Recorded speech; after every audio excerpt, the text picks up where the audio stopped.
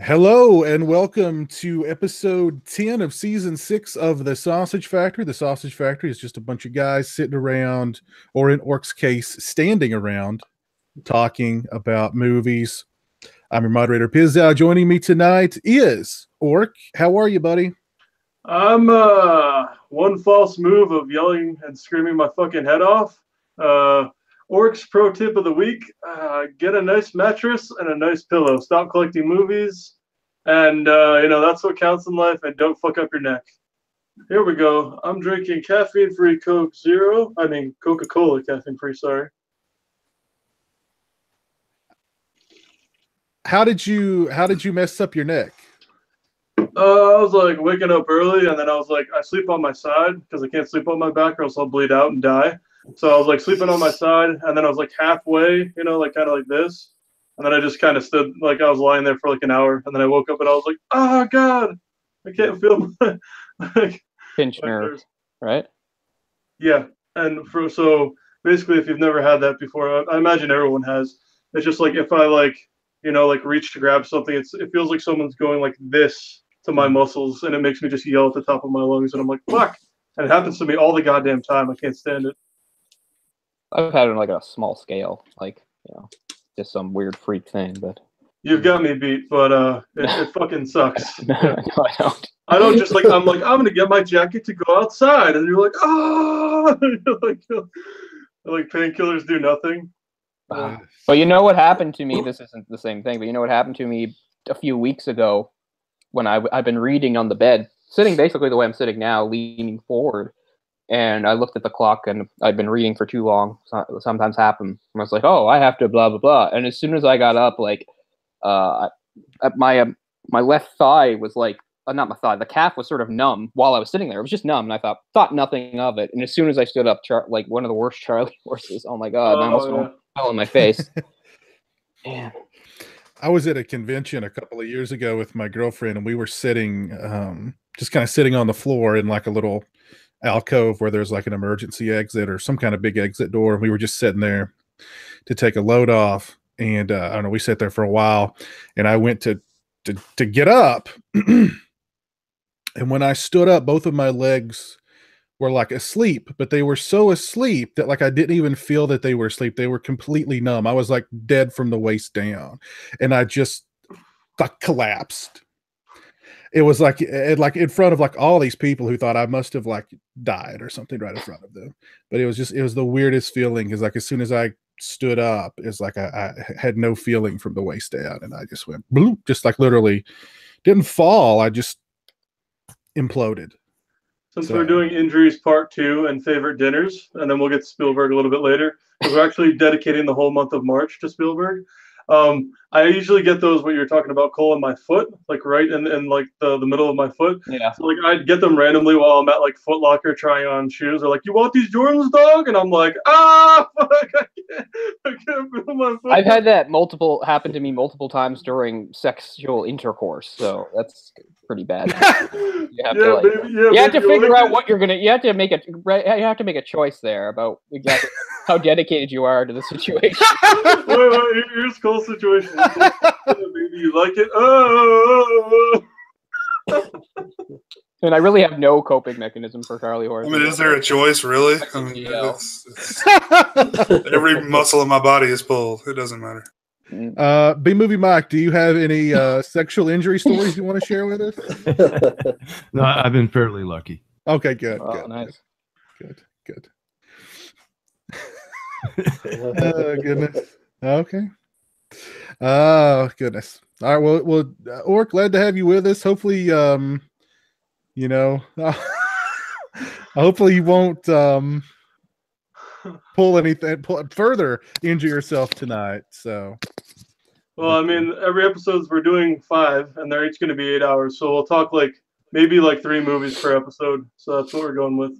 Right. Well, and of course, I mean, we will break into at least an hour or an hour and a half conversation about food at some point, I'm sure. Oh my God. Yeah. No. I promise I won't be the one that starts it, and there'll be no No talk about another film franchise that were popular. Yeah. Probably Orc who starts the talking about. food. Well, of course. Yeah, I mean, we don't burnt out get on that through a myself. fucking episode, I'm sorry, without talking about Friday the 13th or food. It's fucking how it is. Cole, I know you have a smart ass remark. Don't say it. Don't say it. No, it's fine. I accept it too, sir. I got a little bitchy about it. I apologize. I was a little hormonal. Cole, you can't complain But that this much is- because you have pizza in Canada too. It's not. It's come on. It's kind of fair. A Yes, little it's bit. true. It was Was that introduced his to us major complaint? in the late 90s. That was a major First complaint. Fuck, we don't have pizza.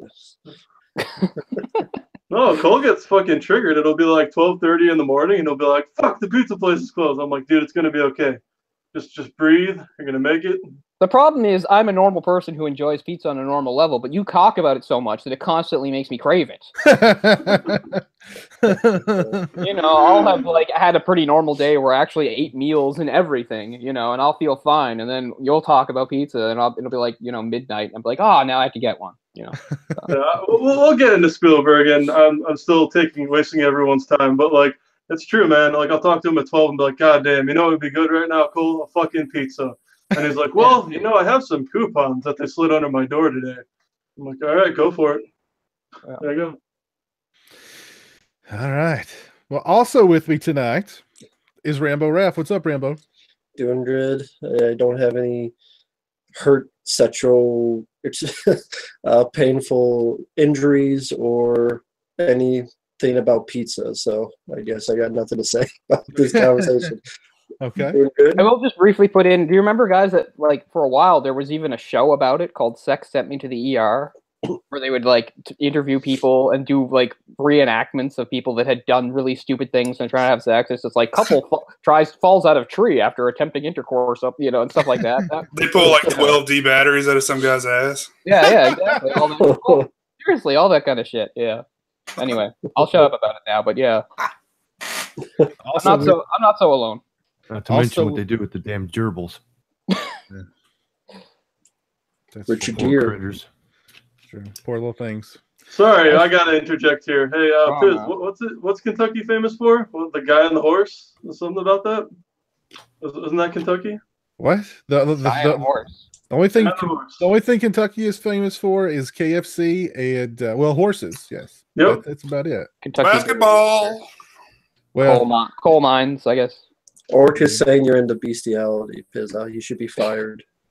That's I don't- that's crossing the line, or I don't condone that. I am a member of PETA. Just want to say that real quick. I have a cat. She's very nice. good to know. Good to know. Little orc trivia there. Yep. Also with me tonight's Jay the Stingray. What's up, Stingray? What's cracking, fellas? What are we drinking on tonight, Stingray? This is Dark Magic. Very nice. One of my personal favorites. Good Very stuff. nice. Cole is with me tonight. How's it going, Cole? pretty well. Excited for this episode. Like Spielberg a lot. I wanted to revisit more of the things, but you know it's hard. But it's too bad I asked before the show. Has anybody seen Always? I was hoping somebody could tell me about Always, but we'll get into that kind of stuff. But no, pretty good. Pretty good. Yeah. And the Professor B movie, Mike. What's up, Mike? What's up, guys? How's it going? Of course, I've been looking forward to the Spielberg show. I mean, he was one of the directors that made the movies I wanted to see when I was a kid. Although I think his output for me is from Duel to Jurassic Park, but that's just me. Okay. Well, how have you guys been? Have you seen any good movies since last week? I mean, newer ones or just any? Just any in general. Saw Black Panther. That's why I shaved my head. Okay. How was Black Panther? It's been pretty much universally loved from what I've heard. Yeah, no, it was a great movie. I don't care how good it is. Blade is fucking better. That's right, bitch. Yeah, I'm hoping to see it on the weekend. I don't know. I'm really getting to the point where I don't want to see any more Marvel movies, DC, Star Wars. I'm just something different. I mean, franchise I like Black fatigue. Panther in Real Civil thing, War. right? I like the actor that played Black Panther. I think it's probably going to be a great movie. But I just, Yeah, I'm kind of the same way, man. Yeah, I've felt that way for a while. I mean, maybe Venom, Deadpool 2, but you know, the new Avengers, I'm not really. I don't know. I mean, we're celebrating the 10th year of the Marvel universe. I mean, 10 years since Iron Man. And every year it's more movies, and I don't know. I mean, like, I knew nothing about Black Panther. I never read any books or anything on it, so it was all new to me. So it was pretty interesting, I thought. I think actually the lesser known the comic hero, the more sort of liberty they can take with the character and make it a more exciting film. Then, you know, it seems like when you're dealing with like one of the big guys, it's like you have to hit certain beats that are, you know, you have to do a little bit of the origin story. You have to introduce the same old characters you've seen in 10 other movies over and over again. With, you know, Black Panther or with Guardians of the Galaxy, you know, there's something fresh about them, and you can, you know, maybe take a little more risks with them than you could, say, a Spider-Man or a Batman or something, you know, this day and age. Yeah, the origin story for the lesser known characters isn't quite as worn out as like the new iteration of Spider-Man. Every time there's a Spider-Man movie, we have to start over. It's like, come on. Yeah. Please no. But yeah, I certainly feel the franchise fatigue too. I've felt it for a long time, and I know those movies are good, and that I probably like them. I just have no desire. Just nothing about me wants to go really watch them. I'm sure, you know, if I get a couple years of space, you know, between me and them, you know, I'll go back and check them out. You know, but just right now, I was kind of done. Yeah, no, I agree. I'm right there with you. You see anything else good this week, Stingray? No, but I've just been watching a few Spielberg flicks. Okay. What about you, Rambo? We visited pretty underrated film by William Friedkin that sadly doesn't have a Blu-ray, called The Hunted. I love The Hunted. Tom Lee Jones, Benicio del Toro. Yeah, I like that a lot too. Love that movie. Yeah, I saw that movie in the theaters when it first came out. Great movie. It doesn't have a Blu-ray release, really? Wow. No, I looked because I wanted to pick it up, couldn't find it, so I'm like, well, fuck. Wow. I gotta sneak in real quick here. That is a great movie. I basically never even heard of it. I mean, I've heard of it here and there, but I hadn't seen it. And then my friend one of the people I know who's obsessed with collecting blades and like knife fighting and swords and all that shit, he's like, you gotta see The Hunted. And I was like, directed by William Friedkin? And then I saw it and now I love it. So I had to throw that in there. Yeah, great movie. That's great movie. For those who've never seen it, it's kind of, if you took the novel of First Blood and did a more faithful adaptation, it's kind of that turned into a movie. Yeah, very very similar. Great and great, like, you know, action sequences. There's a really nice chase sequence in it, a car chase sequence in it, and it's not like you know, flashy, you know, slow-mo kind of, you know, very, almost down and dirty, especially knife fights. Yeah, bloody, like you wouldn't. Like you wouldn't think Tommy Lee Jones and Benicio del Toro would have a great fight sequence, you know, with each other, but they do. They have several in this movie. Yeah. So I mean, it's really good. I've seen a couple things, but a couple documentaries I've been watching. Fuzz, the sound that revolutionized the world. It's a documentary about the origin of fuzz pedals and how they've changed over the years, and how modern boutique companies tried to recreate the old style transistor circuits. That was pretty cool. There was another one I was watching earlier, Wired for Sound, the Gibson guitar documentary. Of course, there's a lot of hubbub going around about Gibson going bankrupt and what's going to happen to that company. Of course, you know, if they go bankrupt, the CEO will get fired. They'll just bring in new people. Somebody else will buy them, and it'll continue. I mean, the name is worth money. Somebody is going to buy it. Like Hostess, they went out of business. You know, they split it up. Several people bought it, and then we still have Twinkies. I mean, they're not the same, but they're still Twinkies. I mean, things will change. I'm not religious, but thank you, Jesus, whoever bought the company. Thank you. Gibson, the name will live on. The guitars will live on. They started buying up audio companies, and they really got too big for their britches. You know, it's like their prices kept going up and their quality started going down, and that's what happens in the free market. You know, the market won't bear it. You're done. So they're going to have to reorganize and come back at it, and they'll be back. It's no big deal. One movie I watched this week, I got it for Christmas and finally broke it out. It was John Carpenter's Prince of Darkness, the Shout Factory Blu-ray. Blu-ray was excellent quality. I mean, Red Shirt Pictures did great on the extras, and it was really enjoyable. But the film didn't age well for me. I was kind of shocked. I mean, I'm a huge John Carpenter guy, so for me to say this kind of hurts. But it didn't age well for me. I didn't enjoy it as much when I watched it this time as I did when I first saw it. I don't know. It just felt like it could be better. Things could have been done I think so. I like the concept a lot, but yeah, I agree. It's a pretty flawed movie. I still really like it, and like I said, maybe sometime in the future we get to talk about that, how it fits into that sort of thematic trilogy he did. I think that's pretty cool. So, but I feel the same way. I actually got to see it in theaters a few years ago, which was a really cool thing. But yeah, it seems like there were a lot of sort of missed opportunities or things they could have done to explain things better and stuff like that. Sort of how I feel.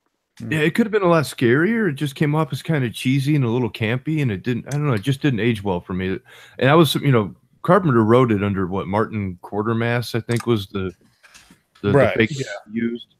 And I expect more. I don't know. It's just I know what Carpenter's capable of, but I know this came out after The Thing had pretty much destroyed his confidence, and it made him feel he went back to doing independent. I think this was his first movie back to independent after he got screwed over by the studios. So maybe his heart wasn't in it. Maybe he was just putting something out to have something out, but it just the writing wasn't there. The music was classic Carpenter, but it seemed overtly loud in some places, and it was like miscues, and there was just a lot of problems with it. But is this Prince of Darkness? Yeah, I still enjoy it, but it just, I don't know. I saw more of the flaws than I had ever seen before. But like Cole, I still enjoy it. But yeah, we should dissect that movie sometime.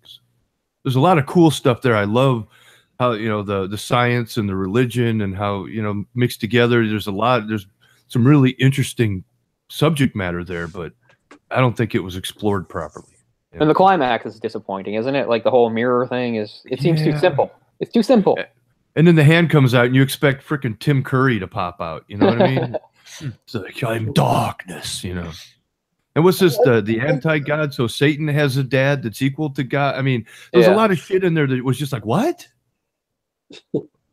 Then they're spitting on people, and the possessed people don't even look possessed. They just look like they're having a bad hair day, and there's, I don't know. Well, they're supposed to be bums, homeless. I thought they looked fine. Well, the people inside the church that get possessed after somebody spits on them, right? They just walk around with their eyes wide open, like they're caffeined out, and their hair is like all goofy, but they're not scary.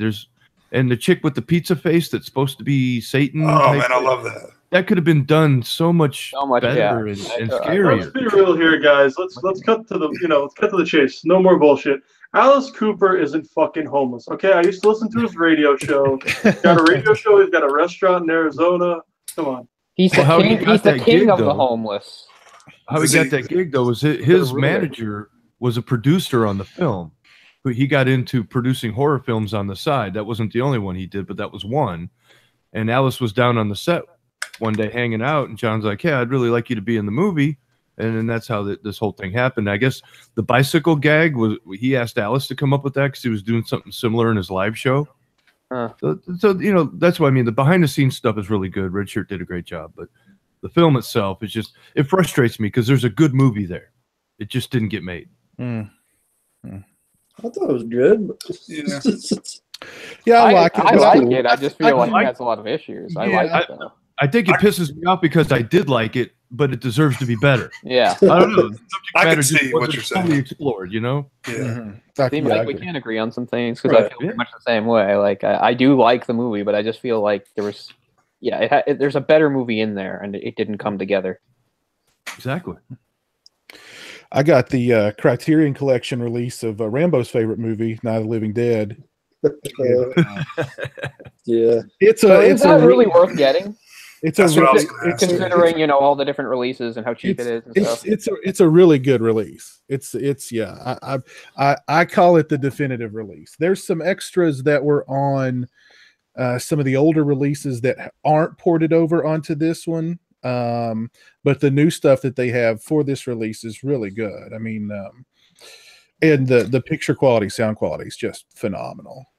It's a really good release for Night of the Living Dead. I saw everybody talking about the Criterion sale like a few weeks ago. Like, you can get it for like $20. Like, fuck that, man! I'm not paying $20 for like a sale price. Like, well, they had it on Amazon for like $17 for several days. It may still be on there for $17. I don't know, but I don't know if I can bring myself to pay for a movie that's everywhere. Yeah. No. It's definitely the best the movie's ever looked. There were some sequences where, I mean, it looked like it was shot on digital. It was like so clear, so crisp, you know, that black and white. It was like, wow, they did a phenomenal job with it. I guess I kind of think part of its appeal is how it looks grainy sometimes, being that B movie type thing. Mm-hmm. What was that shot on 16? Yeah, it might have been 30. I don't remember. I was just guessing 16. I don't remember. But it's really good release. It's got an interview with Dwayne Jones on it. It's the only known interview with Dwayne Jones. He tells a really weird story where he was being driven home late one night after shooting, and they were driving through downtown Pittsburgh, and he noticed that a car was following him. And he looked in, and, you know, he was watching them, and they kind of noticed that he noticed them, and that one kid, it was like a car full of black kids. And one kid brought up a tire iron, let him know, you know, hey, I've got a tire iron, and if you stop, I'm going to get out and beat you to death with this tire iron. So he thought that was odd because, you know, he's in the movie killing zombies with a tire iron. You know, it's you know, the movie has, you know, some racial implications, and he just thought it was really odd. Of course, you know, luckily nothing happened. He made it home in one piece, but they followed him for a long while. So pretty freaky. But, yeah, really good release. It's a really good release. Also got my hands on the Cat o' Nine Tails Arrow release. That's a pretty good one too. That was the first time I'd seen Cat o' Nine Tails. I'm a bit underwhelmed by that one. It's what's weird when you watch Argento's career out of sequence. Like, you start with Suspiria and Deep Red, and then you kind of go back to, you know, some of his earlier stuff. You see flashes of, you know, the later work. You know, that style is still there. It's sort of it's definitely hampered down. Yeah, but I can't really buy into, like, it was an evolution because he wasn't as good early, because I think the movie before it is amazing. I love Bird with the Crystal Plumage is really good. I think the issue. I think that's why I was mostly disappointed, because it's the one that directly follows it, right? I'm pretty sure. Yeah. I think that's the main reason I'm disappointed. It's kind of just I think there's a reason for that. Wasn't he just kind of going for a straight? It was a straightforward thriller, pretty much. Maybe so, yeah. Thriller. Yeah. There's nothing really unique to take away from it. Like, you can't. Stuff. That's true. Because, I'm not trying to say it's bad or anything, but yeah, in the context of his work, in the way, you know, most of his movies separate themselves and have something unique about them, it's kind of by the numbers and simple for him, I guess, is what I mean. Well, see, the Bird with the Crystal Plumage was such a big hit that they wanted another thriller from him really quickly. Right. Yeah. And Cat o' Nine Tails was supposed to be initially a sequel to Bird, but they changed it up a little bit, and you know, it's good for what it is, but it is just a sort of straightforward thriller, which it isn't bad. You know, it's I can see people thinking it's, even Argento was unhappy with it for a long time because he thought it was just kind of underwhelming. So, but then he did Dracula 3D. Yeah, I was gonna say it gets worse. It looks like a classic compared to some of the other stuff. Like I need to watch. I saw Four Flies on Grey Velvet a million years ago. I don't remember a thing about it, but I need to go back and rewatch that too. And there's a lot of Argento's stuff, like Post.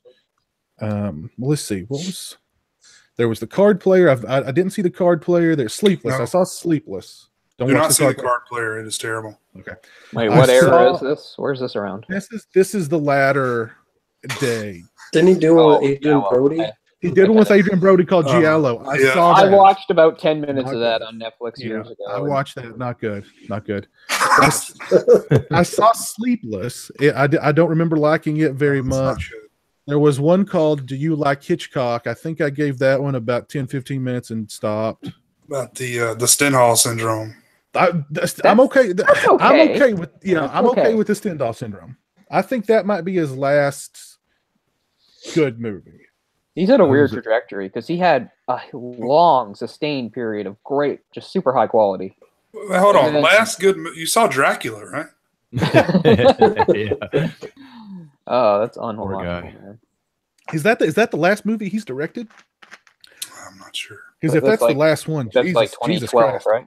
If it's the last one, it's understandable. Yeah, it's Yeah, well, understandable. I'm thinking. No, I'm thinking. Don't go out on Dracula 3000, dude. Do something. In all seriousness, I did like Mother of Tears, though. Still haven't seen it. Uh, I have it, but I haven't watched it. I've heard bad things. I just Yeah. couldn't bring after I don't- the Dracula one. I can't. Rounding up the trilogy, I mean, he's directing a movie called The Sandman, which is in pre-production right now. It is. It's got Iggy Pop in it. Oh, you know it's well, that doesn't oh boy. bode well. Let's The see what it's star, about. the star of Crow 2, Sea of Angels? Oh, shit. This is the summary. The Sandman tells the story of Nathan, a young student in the city who struggles to forget his childhood trauma at the hands of the serial killer dubbed the Sandman.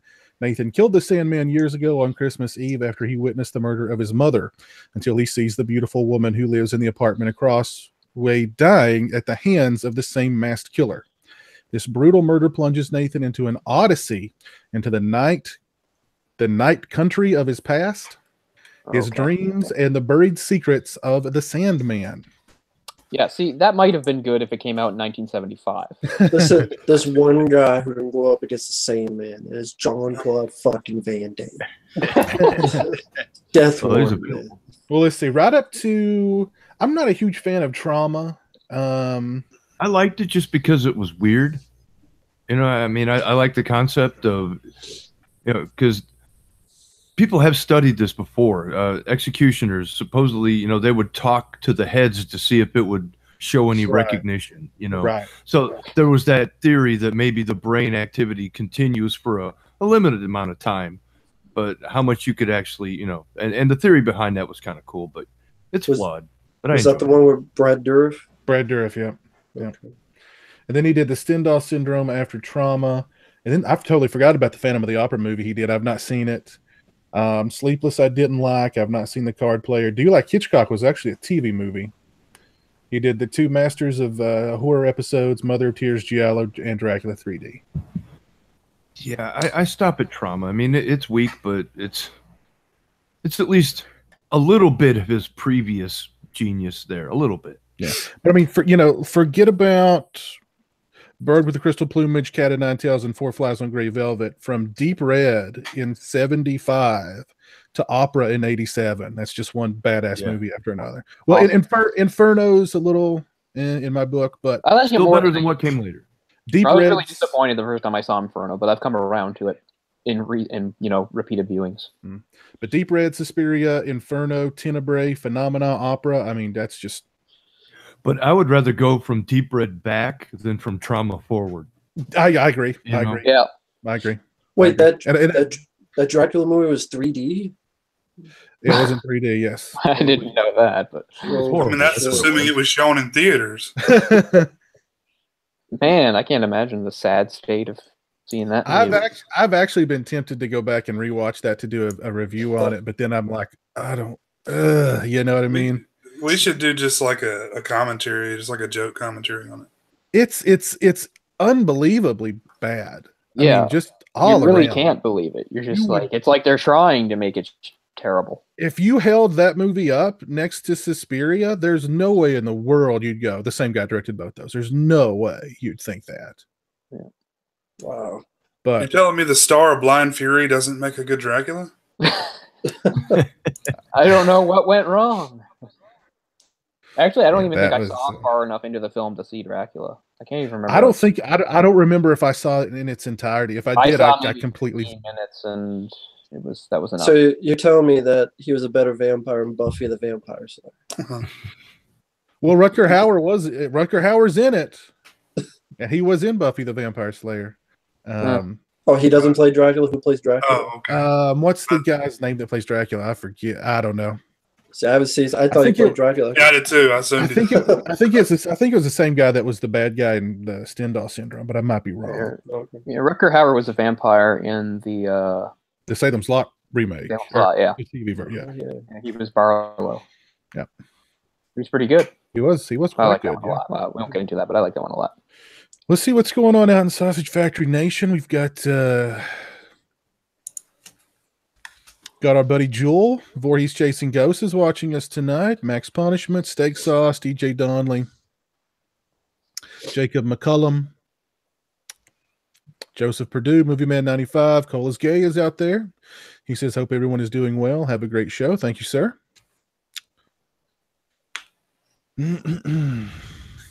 Josh O'Brien is watching with us tonight. Joe Caroluzzo, how are you doing, buddy? So we've got a nice little the live commentator is with us as well. So we got a lively chat going on. Ev Leopard is also watching tonight. How are you? What we're going to do tonight, since Steven Spielberg has such an extensive body of work, is we're going to discuss the films that he directed, starting with Duel and going all the way up to the end of the 80s with Indiana Jones and the Last Crusade. That's going to be tonight. And then next week, we'll come back and we'll do his work from 1990 to now. So to spare you guys from a 5, 6, God knows how many hours show, and to spare us from that as well. So yeah. Also, we are putting movies together for our next Viewers Choice Live commentary, and we want to know what movies you guys want to see or hear, whatever, us do a live commentary for. So tweet those at us at TSF Nation, send them to us on Facebook, post them here. I'll try and keep an eye on the chat and jot down the ones that you guys want, and then we'll put them in a poll and let you guys vote, and that'll be our next Viewer's Choice live commentary. So let us know what movie you want to see us do a live commentary for, and tweet it to us, send it to us via Facebook, or post it here in the live chat. Will Big Trouble in Little China finally get its due? I know, it's like a 3-time runner-up or something. Yes. It's the Susan Lucci of the Viewer's Choice live commentaries. I don't know how we were going to do the show. I had a top 10 directed by and a top 10 produced by. Okay. Spielberg. I didn't know how we were going to do that, but I'd kind of just envisioned doing all of the films that he's directed. Okay. But he produced I mean, it's stuff worth with Amblin Entertainment. Yeah, it's worth maybe not for too long, but at least pointing out, like the stuff that he was pretty big films. Okay. The stuff he's produced is ridiculous. Stuff he was produced as attached to, because he's but yeah, I mean, we can't go into detail about that, or it would be like 6 episodes. Well, let me tell you this: he produced. Oh no. I thought Steve Guttenberg was in Batteries Not Included, but I was wrong. I didn't know whether to put Poltergeist on the directed list or the produced list. Is it a hybrid? I guess it's a hybrid. What? Let's see. What year did that come out? We'll 82? 82. Same year as E.T. Yeah, we'll mention it. Do you think he directed or produced it? Well, he was there on the set. There's no doubt about that. I think he definitely directed at least parts of it. There's pictures of him behind the camera with Toby Hooper standing next to him. So, yeah. Co-director at least. Yeah, he was definitely there. He was definitely involved creatively. Some of his producing credits that I really thought stuck out, besides Poltergeist, was Back to the Future, Gremlins, Men in Black, The Goonies, Arachnophobia, Who Framed Roger Rabbit. Yeah, Who Framed Roger Rabbit never would have happened if not for him, because he already had such pull that he managed to convince Disney and those other people to loan their characters to them. Transformers. I was going to say, if not for Steven Spielberg, we wouldn't have the illustrious Transformers series. But he earned that pull though, because he went through a lot of shit during his earlier productions. If you pay attention to the behind the scenes on Jaws and Close Encounters, I mean he could have derailed his career at any moment. I mean, so yeah, he definitely earned it. Well, let's go ahead and let's dive right in. Let's see, where am I here? I'm in the producing credits. I know that Duel was his first film, his film debut. Here we go. Back in 1971, it was a television movie. And who would like to get us started talking about Duel? Well, it's one that, like a lot of people, probably I was quite a bit older before I even knew it existed and had to go back, and find it. So, a little piece of trivia, big famous director. Here's the first thing he did and stuff. So I probably saw it maybe the first time I was maybe 19 or 20 or something like that. And I think most people, it's a sort of same reaction as everybody else. Is like, I think most people temper their expectations. They're like, this is a made-for-TV movie. He made that before he was anybody. And then you watch it, and you're just sort of astounded by the quality right off the bat. I think is kind of what it is. You're just like, wow, like right away, this is a really strong movie. So strong that although it was a made-for-TV movie, it did get a theatrical release in parts of Europe afterwards because it had done so well. So it sort of was his first foray into theaters in a way. But yeah, I mean, it's just a simple, sort of straightforward concept, but just done kind of expertly. So yeah, my reaction to it was just sort of like a lot of admiration that it was so good. Like this no-name director's first sort of thing to do. And you got to give some credit to Dennis Weaver for his performance made the film. I mean, a lesser actor wouldn't have turned out as good. So Spielberg got lucky with that. Yeah, that's one of those movies that when I think of The Hitcher, I think of Duel, because I think of a very simplistic, like A to B kind of narrative, mono a mono, or in this case mono e. Well, I guess you could say mono a mono, but you never see the guy driving the truck. It's like mono e truck. Trucko. Yeah, a very nasty, evil looking truck. But very simple, very harrowing, and like Mike said, Dennis Weaver is pretty much carrying that movie. He's on screen pretty much every moment of that film. And it's just a harrowing cat and mouse kind of film. And if you go back and watch it after you've seen some of his other films, you can kind of go, oh, okay, now I know why Jaws was so good, right? Because you can see the beginning. Jaws is like the truck kind of, and yeah, I mean, very similar as far as. Well, as we get into it, we'll see. This is a guy that has the stuff he's strong at and the themes and things he likes, and they're repeated again and again in his movies, but not in a way that ever really seems that repetitive, which is another sort of strength of him. Whereas his movies, they don't all just feel the same. So. Yeah, and Spielberg even knows that, because when the shark dies in Jaws, if you listen closely, it is the noise when the truck dies in Duel, but he redid the levels of it. And, have you guys heard that the producers wanted them to change the ending? Where they wanted to blow up, right? Yeah, they wanted to blow up. Yeah. Meaning they didn't get it, right? They didn't understand. Let's make it exactly like every other movie with a truck in it. Yeah. No, they didn't get what he was doing. Like the truck was supposed to be like a character that was alive. He wanted it to die like an organic sort of death. That's why he has those great close-ups of the the stuff stops spinning and everything's slowing down and stuff. And they didn't get it at all. They're like, well, there should be an explosion.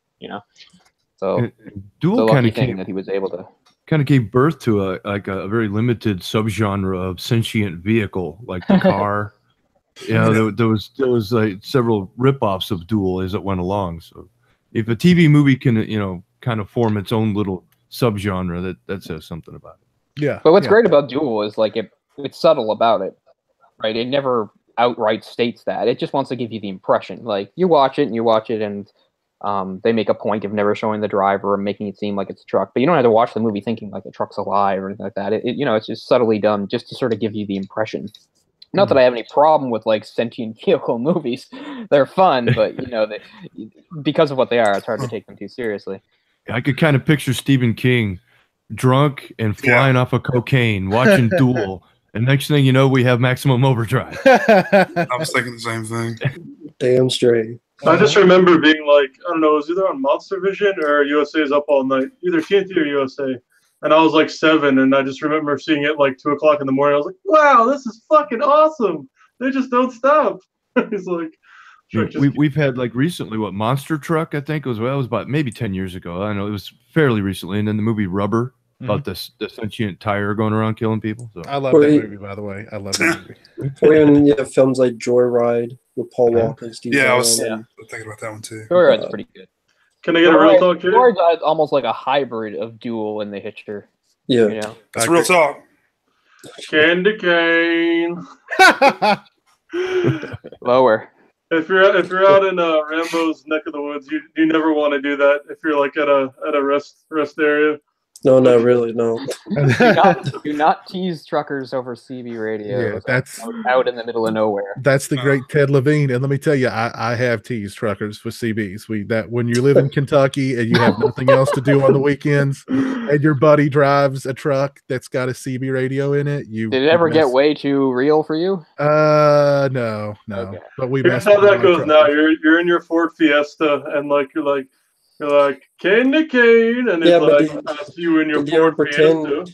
Did you ever pretend you were a woman or such? Like, of course, yeah. Oh wow. Can we get a replay of 19-year-old Piz being a woman? This was much younger than 19. This was so. If we were driving and we would hear you, what would we be hearing? Oh God, probably. I don't even. Let's not even go there. It'd be too disturbing. Honestly, but I mean, it was the usual, like, can I get a radio check? And then you'd like come up with some, sexy name, like, I don't know. My name's Cassandra. I'm gonna pop off. This has opened my eyes because I have to admit, like when I first saw that movie, which is relatively around the time it came out, early 2000s, like. That was just a new concept for me. It never occurred to me that anyone in real life had ever thought to do that. But you done it ages ago. Yeah, talking about CBs, it reminds me of the trucker movie phenomenon from the 70s, Convoy and stuff like that. But my dad had a CB radio, and we'd go on vacation, and that was our weather report. That was Google Maps. That was everything. If you were on a long trip and you wanted to know what was ahead, you just get on the CB and try to find a trucker going ahead of you. And they would tell you what the traffic was like and what the weather was doing. I mean, we'd have long conversations with these different truckers as we were going down the road. It was pretty cool. Yeah. Did they tell you about the Smokies ahead? Oh, yeah. And if there was any beavers walking on the road. And that ain't no beaver. That's a goddamn buffalo. Watch out for the bears. These two guys were talking. This guy was like, hey, did you check out that beaver by mile marker 21? And the guy was like, oh, hell. Turned around, she had a beard. That wasn't no beaver. It was a goddamn buffalo. She was hilarious, man. We're going to crash the gate doing 98. I said, let them truckers roll 10-4. That's all I can ever think about. Oh, God. But yeah, you'd get on that CB. How about you? It'd be like, can I get a radio check? And then once you got that radio check, then that was like a prank call. That was our prank calls without phones. Was with CB radios. But we got us a lot lizard over here. It's kind of a precursor to the internet because you had a handle. It'd be like an online ID. Right. The handle wasn't your name; it would be whatever. Mm-hmm. Mm-hmm. Yep. That was pretty cool. Oh, the good old days.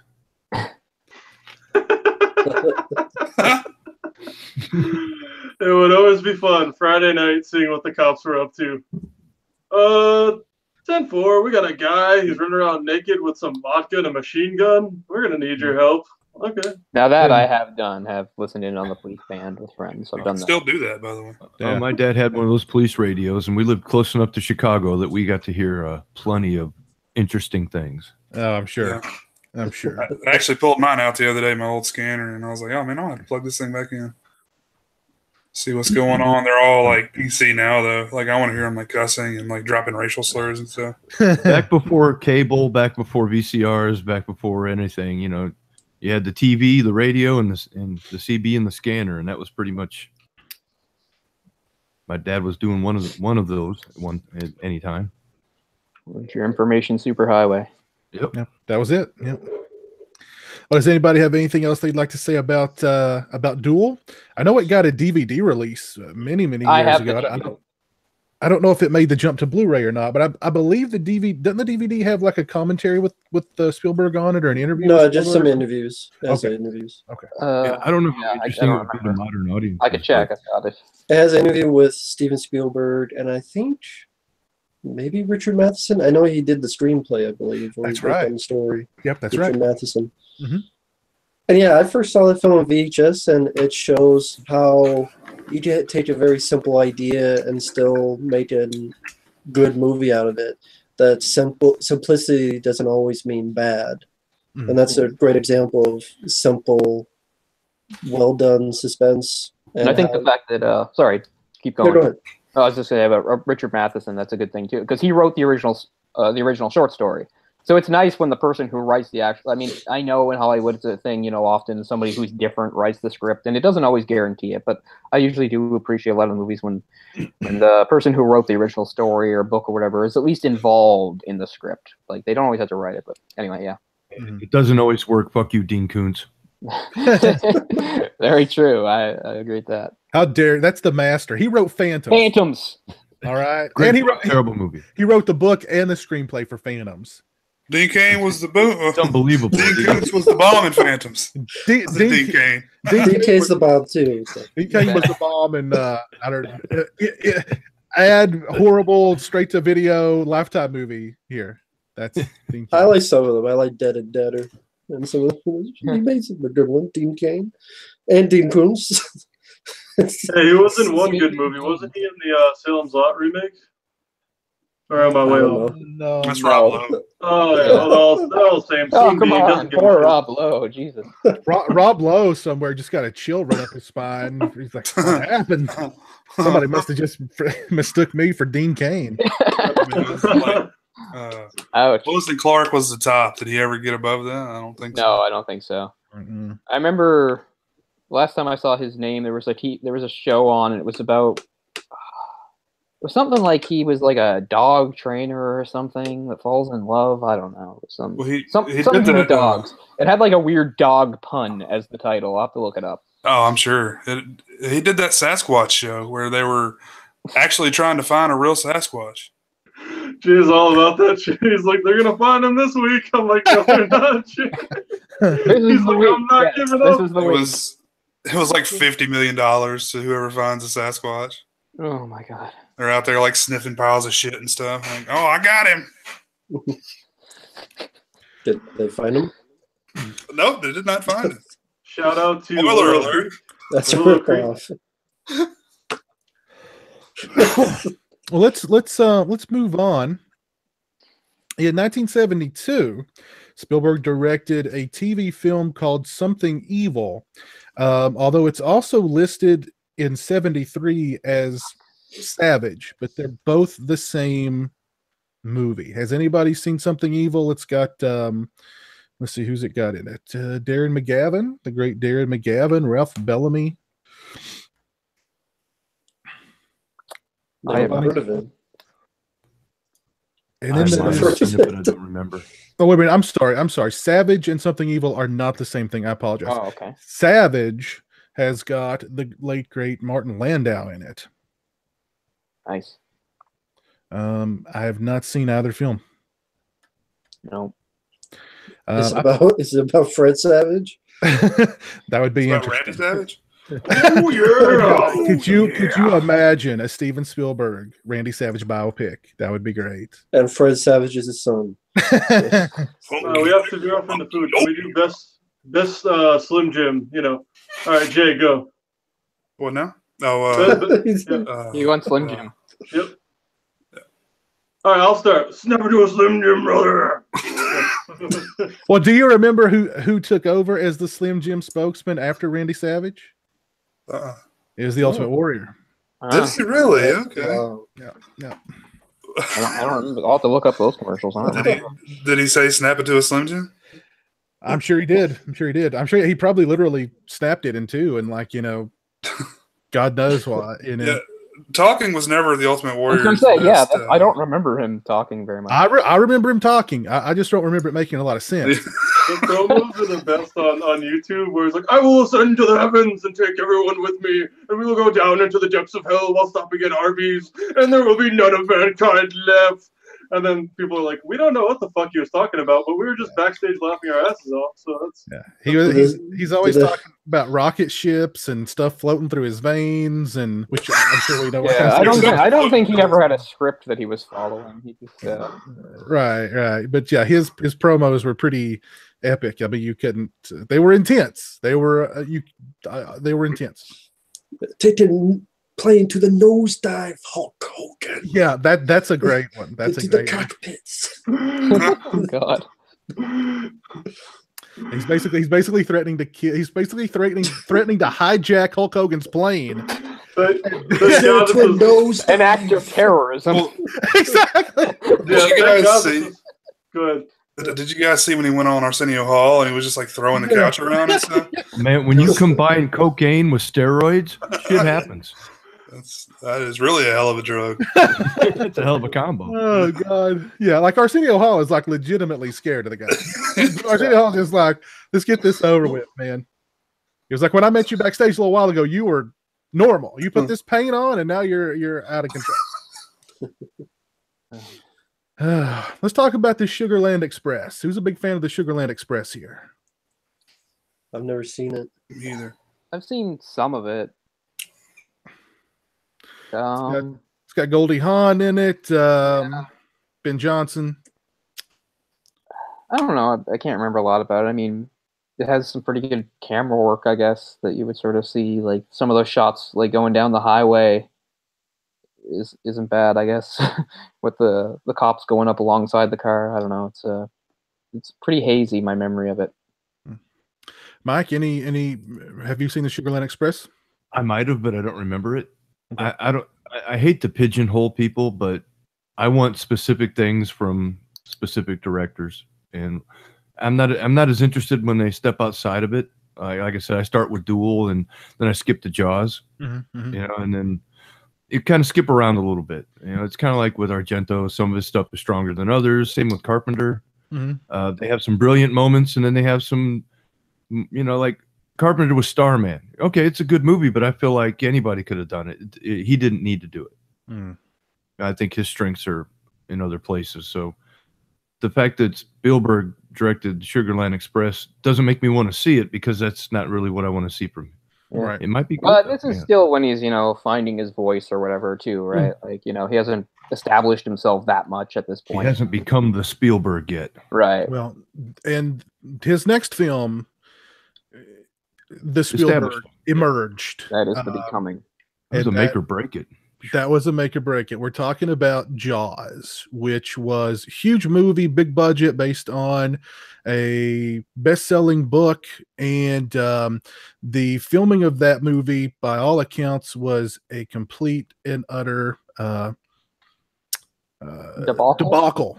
Yeah. And the fact that it turned out so well, a lot of people say, you know, Spielberg gets all the credit for that film, but the true credit for that movie's success should go to his editor. What was her name? Something Fields.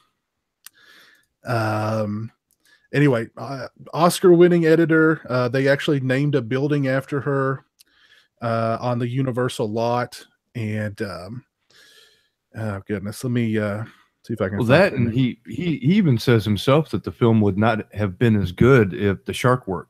Right, Verna Fields. That's her name, Verna Fields. Verna Fields.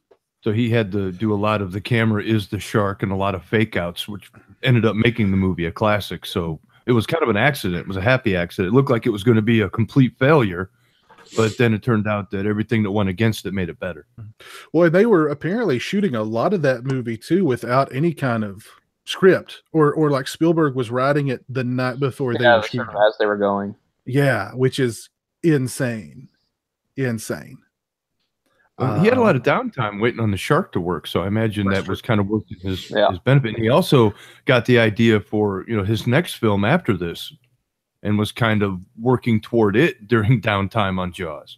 So that was if you've watched any of the documentaries about the making of Jaws, they talk about all the downtime and like what people would do during the downtime, and like Shaw would just drink until he was out of it. Oh man, he drank a lot on that set. Roy Scheider liked his suntan, so he just laid on the beach, suntanned. And what did they say? I forget what Dreyfuss did. I mean, Dreyfuss was probably like reading the encyclopedia. But now the crew was apparently in the just raising hell in Martha's Vineyard. I've heard stories of lots of drugs and just turning the town upside down. Lock up your daughters kind of behavior. If I had a choice to hang out on a set of any movie, that would probably be like number one. Like, can you imagine how much fun those guys had? Mm-hmm. But also one of the things that sets that movie apart from other similar type movies is that it was one of the first to actually film in the open water, which was Spielberg's choice, and the studio did not want to do it at all. So it also is one of the reasons it's so great. Mm-hmm. It added a lot to the movie, but it took the shark out of the movie because as soon as they put it in the salt water, it sank, and then the salt water started to eat it up, and so they never had the shark. Yeah, it wasn't designed for salt water. They thought it was going to be used in a backlot pool. Mm-hmm. Yeah. Mm-hmm. Which, oh god, can you imagine if they shot it in a backlot pool? It would not. It would look like Jaws 4. It would look like Jaws 4. Yeah, I mean, it's a pretty courageous choice, like you said. Like, this is a movie where they're already going over budget, and they're way behind schedule and stuff. And water is just one of the most difficult things in film today. If you want to make a film in 2018, if you're going to make it based out in the water, that's immediately a handicap and something that makes it difficult. Even today, all these years later, water poses a ton of problems for shooting. Just ask the people who made Waterworld. Yes. Oh yeah. I mean, that was the most expensive movie ever made at the time, and then Titanic was the most expensive movie ever made after that. And both the water thing was a real. One made a lot of money, one didn't. Yeah, it's true. But also, like at this time, Steven Spielberg was kind of like the golden boy, and he had some of the big higher ups at Paramount were able to let him get some of this stuff accomplished. Otherwise, I don't think he would have been able to do as much as he did with that movie. It was Universal. I mean, Universal. I'm sorry. But yeah. He was big buddies with what was his name, Scheinberg or something like that, who was like the head of the studio. Yeah. Scheinlin. No, and they were like on the verge of firing him 1,000,001 times and didn't. But I mean, if it'd been anybody else who wasn't, Sid Sheinberg's buddy, he'd been done. Was that nominated for Best Picture? Yeah. Jaws. Yeah. But not director. I don't know. No, I don't think you're. I think that was the controversy. Because I remember there's this video with Joe Spinell from Maniac, who was friends with Steven Spielberg, and they're talking behind the scenes back to the day when the Oscars are being announced for nominations, and Spielberg didn't get nominated, so Joe Spinell did a little promo. I've seen that. What's funny is Joe Spinell wound up in a lot of big, he was in The Godfather as an extra, but he was in every shot or something, and he was on the set every single day. And I remember I've seen that video of him defending. It's the weirdest thing. You've got Maniac next to Steven Spielberg, and the Maniac is defending Jaws. It's weird. And I think he was supposed to be in Jaws. One of those two guys where the guy gets pulled into the water from the dock. Mm-hmm. I think he's supposed to be one of those two guys. I don't know what happened, but yeah, that was a fun video for those. You can probably find on YouTube. Just spit out. It's the Maniac, like you say, he's wearing a Jaws t-shirt. Yeah, it's weird. It's weird, yeah. And him on the set of Godfather, because he didn't work every day, but he was on the set every day, so he got counted as being there, and so he got paid a ton of money for his role in The Godfather, which I thought was just crazy. But anyway, it was nominated for Best Picture. It didn't win. It did win Best Sound. It won Best Editing for Verna Fields, and John Williams won Best Score. That'd be a hell of a gig. Can I get that gig? I just show up on set and I just stand there and occasionally end up in a shot and still get paid. Well, Cool. not just I mean, he got paid like he was a star. Like he was there every day. Whatever the SAG was, the whatever the fees, he was there every day. So he got counted every day. He got paid every day, and he got royalties as if he were, freaking James Caan. Wow. They just liked him, and he hung around, and he was always there. And apparently he was a likable guy. Coppola liked him. Coppola's like, hey, just hang around the set. I'll find something for you to do. And he's hanging out with Steven Spielberg, for God's sake. So I mean, he was a likable guy apparently. But Jaws is one of those movies that when I worked at the video store, we could only show like G or PG movies. So that fit into it. So that would always be the movie because that movie is so insanely rewatchable. And it's a slow burn movie, but it works because you have great characters, which was why the last hour of the movie, you just have those three people. And it works because those three are so developed to the point of, I mean, just him telling a story about the ship sinking, the Indianapolis, which then they did make a movie of that with Nicolas Cage starring in it. Rambo. What? Did you have any really epic memories of when he breaks the boat and he's killing Shaw and the blood comes out of his mouth and there's a little kid walking into the video store? Anything happened like that? And his mom's like, holy shit. No. No. Mainly it was just rednecks. It was more the people going into the beaded section. No, because they know Jaws. I mean, they've seen worse on TV. Yeah. I mean, you watch the news is a lot worse, or but CSI. But it's such a very rewatchable film. Doesn't get old. Yeah. I mean, the classic. Even the trailer with the narrator Percy Rodriguez, who narrated a lot of trailers. Even that voice is memorable. A lot of things memorable with that movie. Yeah. Well, you hit the nail on the head with rewatchability. Sorry, Stingray. No, but that was one. Like you mentioned, the blood shooting out of Shaw's mouth. I didn't know that happened for years and years and years because I was always used to the TV version of the movie because it was constantly on TV, and I had it recorded on probably 3 or 4 different tapes. And I would watch it all the time. That movie and The Lost Boys are the 2 movies I've seen the most in my life that I could just recite every line of dialogue. The thing that, when people talk about Jaws, they talk about how it was such a great idea that it was right in front of your face, but you didn't. Why didn't someone make this movie years before? A shark, you're in the ocean, which is kind of scary in and of itself. There's a big fish that's going to eat you and tear you to pieces. And that's just, it's, the movie nails so many just kind of, natural fears, you know what I mean? And it does it so well. And the fact that you don't see the shark through the first 3/4 of the movie just added to that mystery. And because the shark wasn't working, they had a lot more time to develop the characters and make them feel more real and fleshed out. And like with Dennis Weaver and Duel, this time you had 3 really good actors to play off of each other that were more than game. They're like, oh, we get more screen time, especially Dreyfuss, I'm there, I got to see it. First time I saw it was in '78. They brought it back out in the theaters with a double feature with Jaws 2 when it came out. And went with a friend of mine, and his dad took us to see it. And watching those 2 movies back to back was just. I still love Jaws 2. It's not as good as the original, but I feel like it's easily the best Jaws sequel. Easily. It's not. You can't argue that. It's not a bad sequel at all, and it had an amazing tagline. Just when you thought it was safe to go back in the water, and the reason, and it really affected people, right? Like people really freaked out and wouldn't go in the water.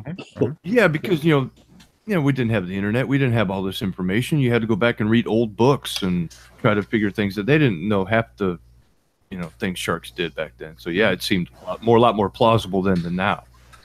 But the reason why 2 suffered was because of the next film after Jaws. Spielberg and Dreyfuss were both busy making Close Encounters. They wanted to return for the sequel, but the studio didn't want to wait. And of course, they had To me, it's Scheider. worth it because I love Close Encounters so much. So to me, it's a fair trade. Yeah, it's a fair trade. And Scheider, you know, he pulled it off. He was game, even though he hated being there, and he pretty much pissed everybody off because he would always bitch about having to do this movie because he was under contract.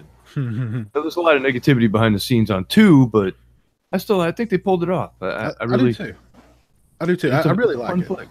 Yeah, I like the all of the you know, when they all kind of tie their whatever those little boats together, you know, and they're like huddled together, and they're, you know, the shark's just circling them, and you know it's about to attack at any minute. And yeah, I really dig it. Yeah, I think it showed the humanity of the kids, you know, because, you know, even though there was a love rival and there was like a whatever, I mean, they were all friends. And when the chips were down, they all huddled together and they fought the shark. And you got that killer scene of the shark coming out of the water and latching on to the helicopter and pulling the helicopter down.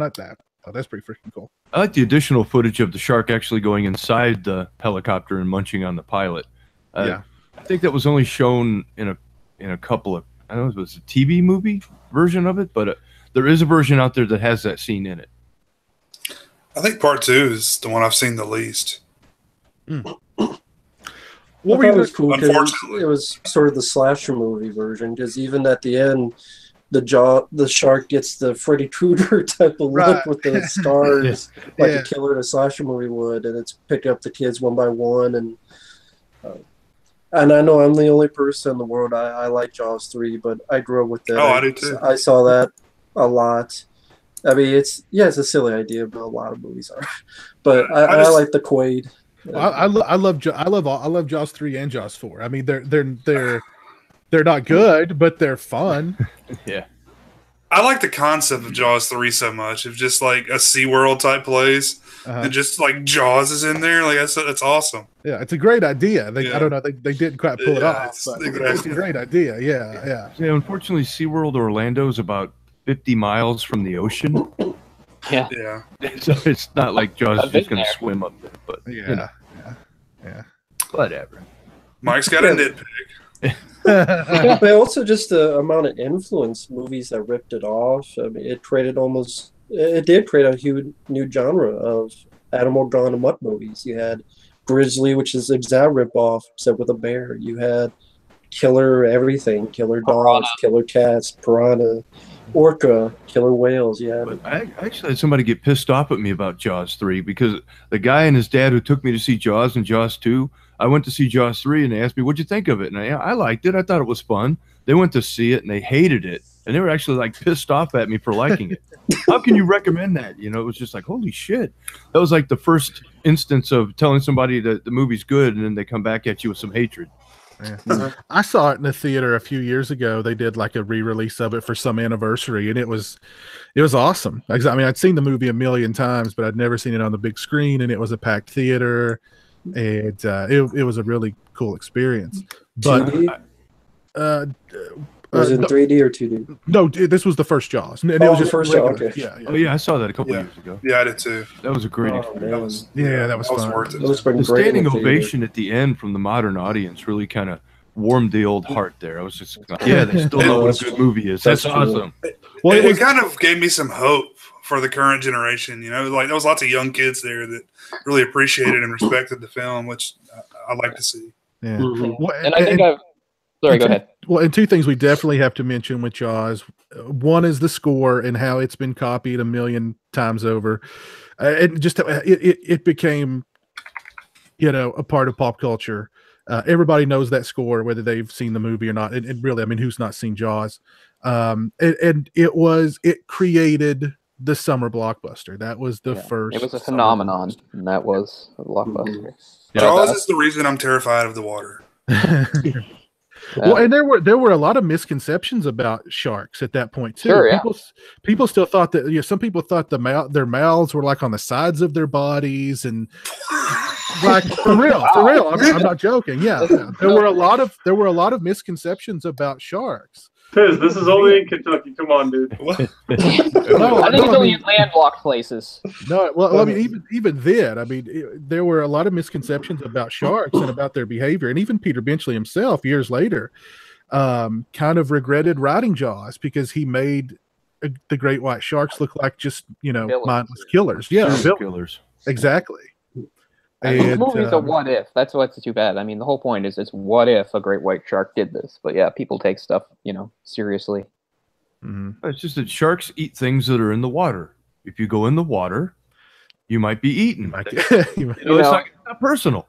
It's the same school of thought as like the people that were upset at John Carpenter of Halloween because they said like, oh, look at the way you're portraying like people that are like mental institutions, that they're just like everybody's like locked up as like a potential killer or something. It's like, no, it's an extreme fantasy example for the sake of a movie. But I think Jaws does have something in common with Halloween as far as it really showed how important the music can be to a film. Like you watch both of those movies without the soundtrack, it's just not the same experience. Yeah, well, that's the other. Williams really came into his own with Jaws. Yeah, that's the other important note about Jaws is that this is the beginning of maybe the greatest creative collaboration in film. Yep. Really, Steven Spielberg and John Williams. Probably, yeah. I mean, if it's not the greatest, it's top 5 or something. Yeah, for sure. Yeah, they just made magic together for years. And Lucas was smart enough to go, "Hey, can I borrow your buddy John? I got a couple movies to make." Yeah. Pretty much, yeah. Well, and even today, I mean, Jaws is still like one of those movies everybody knows, everybody talks about. I mean, like when I visited Florida not long ago with my brother, and it was the first time he'd seen the ocean. And I was like, Jeremy, you want to go get in the ocean? No, Jaws, he said. So, yeah, he got in about up to his knees. That was about as far as he'd go. But, it's like, no, Jaws. So. I've been out there and actually seen sharks like swimming around near me. And that's really what I'm scared of. I mean, it's not like they even want to eat you. Yeah. Most of the time, it's just they bite and release. They realize that you're not like a soft seal or something. So, most people survive shark attacks. So they say, something you want to go through. And they say most shark attacks happen in like knee deep water. Yeah. So you don't have to be out in the middle of the water. It's like bull sharks too. It's those bull sharks. Assholes. Well, that's why the idea of Jaws was based on an incident that happened in the 1920s where a bull shark got into a stream. Because it was in New Jersey, yeah. Because bull sharks can live in fresh water and salt water. And it swam up the stream and it attacked and ate and killed a bunch of people. Really? Oh, shoot. I haven't heard about that. Yep. Yeah, it was a popular resort area. People were swimming. It was kind of like the piranha setup, but with a shark. And people out on the water doing recreation. And I'm surprised they haven't made a movie on it. Yeah, Lifetime needs to get on that shit. I'm sure they have. I'm sure they have. I'm sure. What would they call it? The real New Jersey Devil.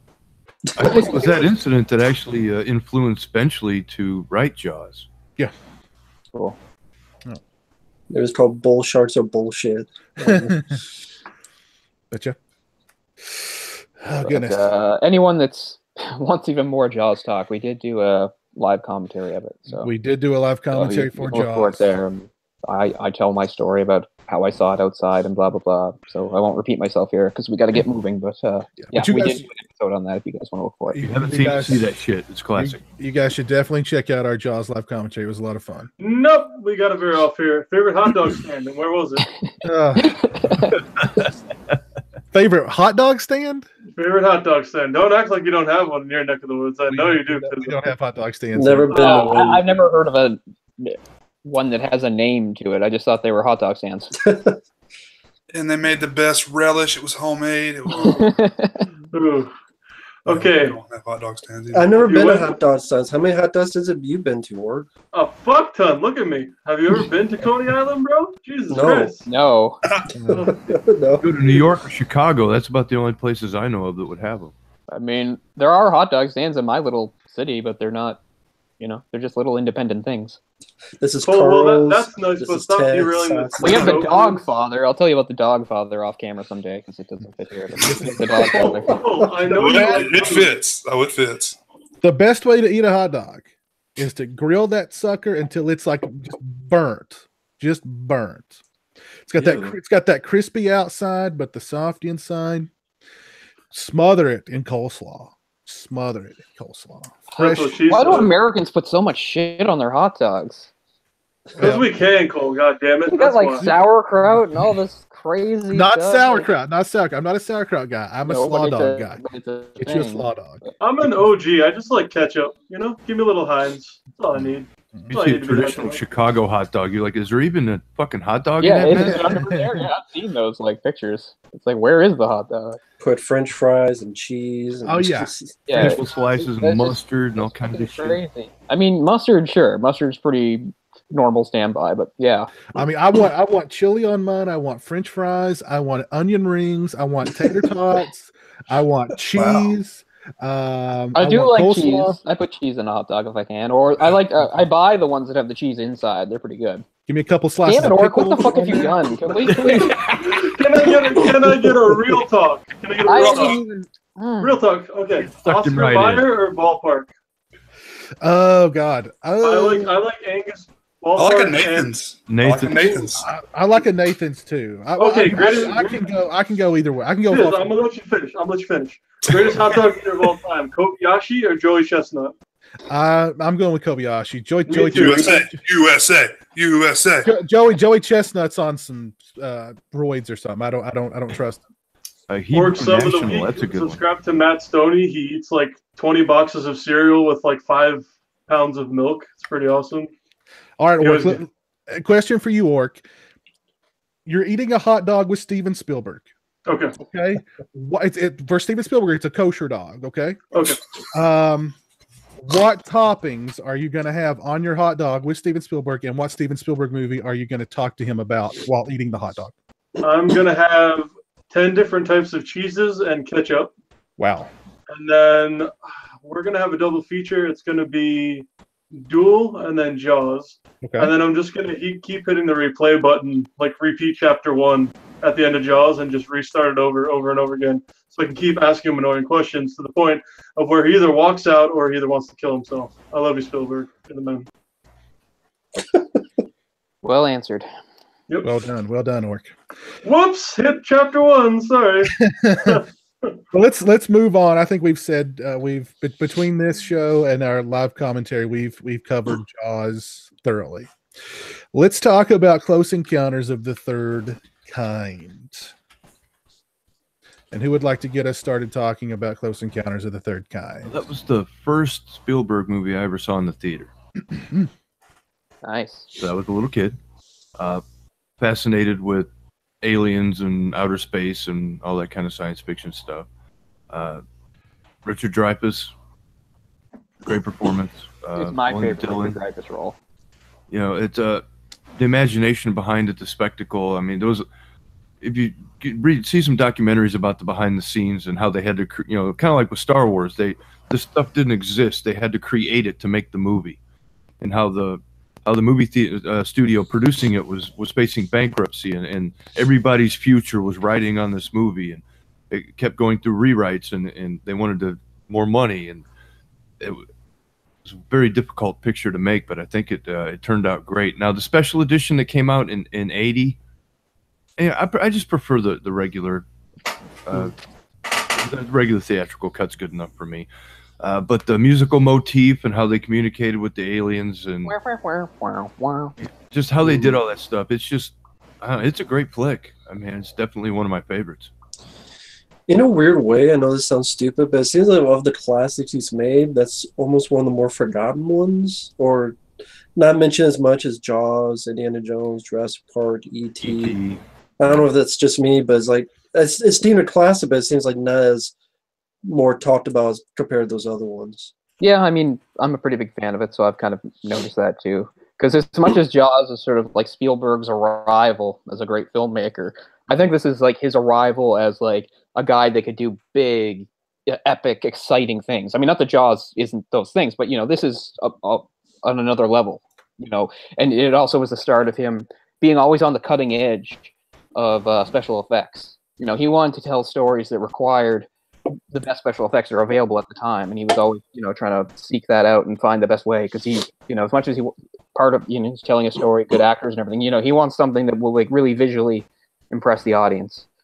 He cast a French director to play a major character. That's Francis Truffaut. He's probably the most famous French director of all time. Right. Yeah, it was one of his favorite. And the guy, he recounts his experience being on the set that he just could not imagine directing a film of that scope. He felt lost. He could not see the vision.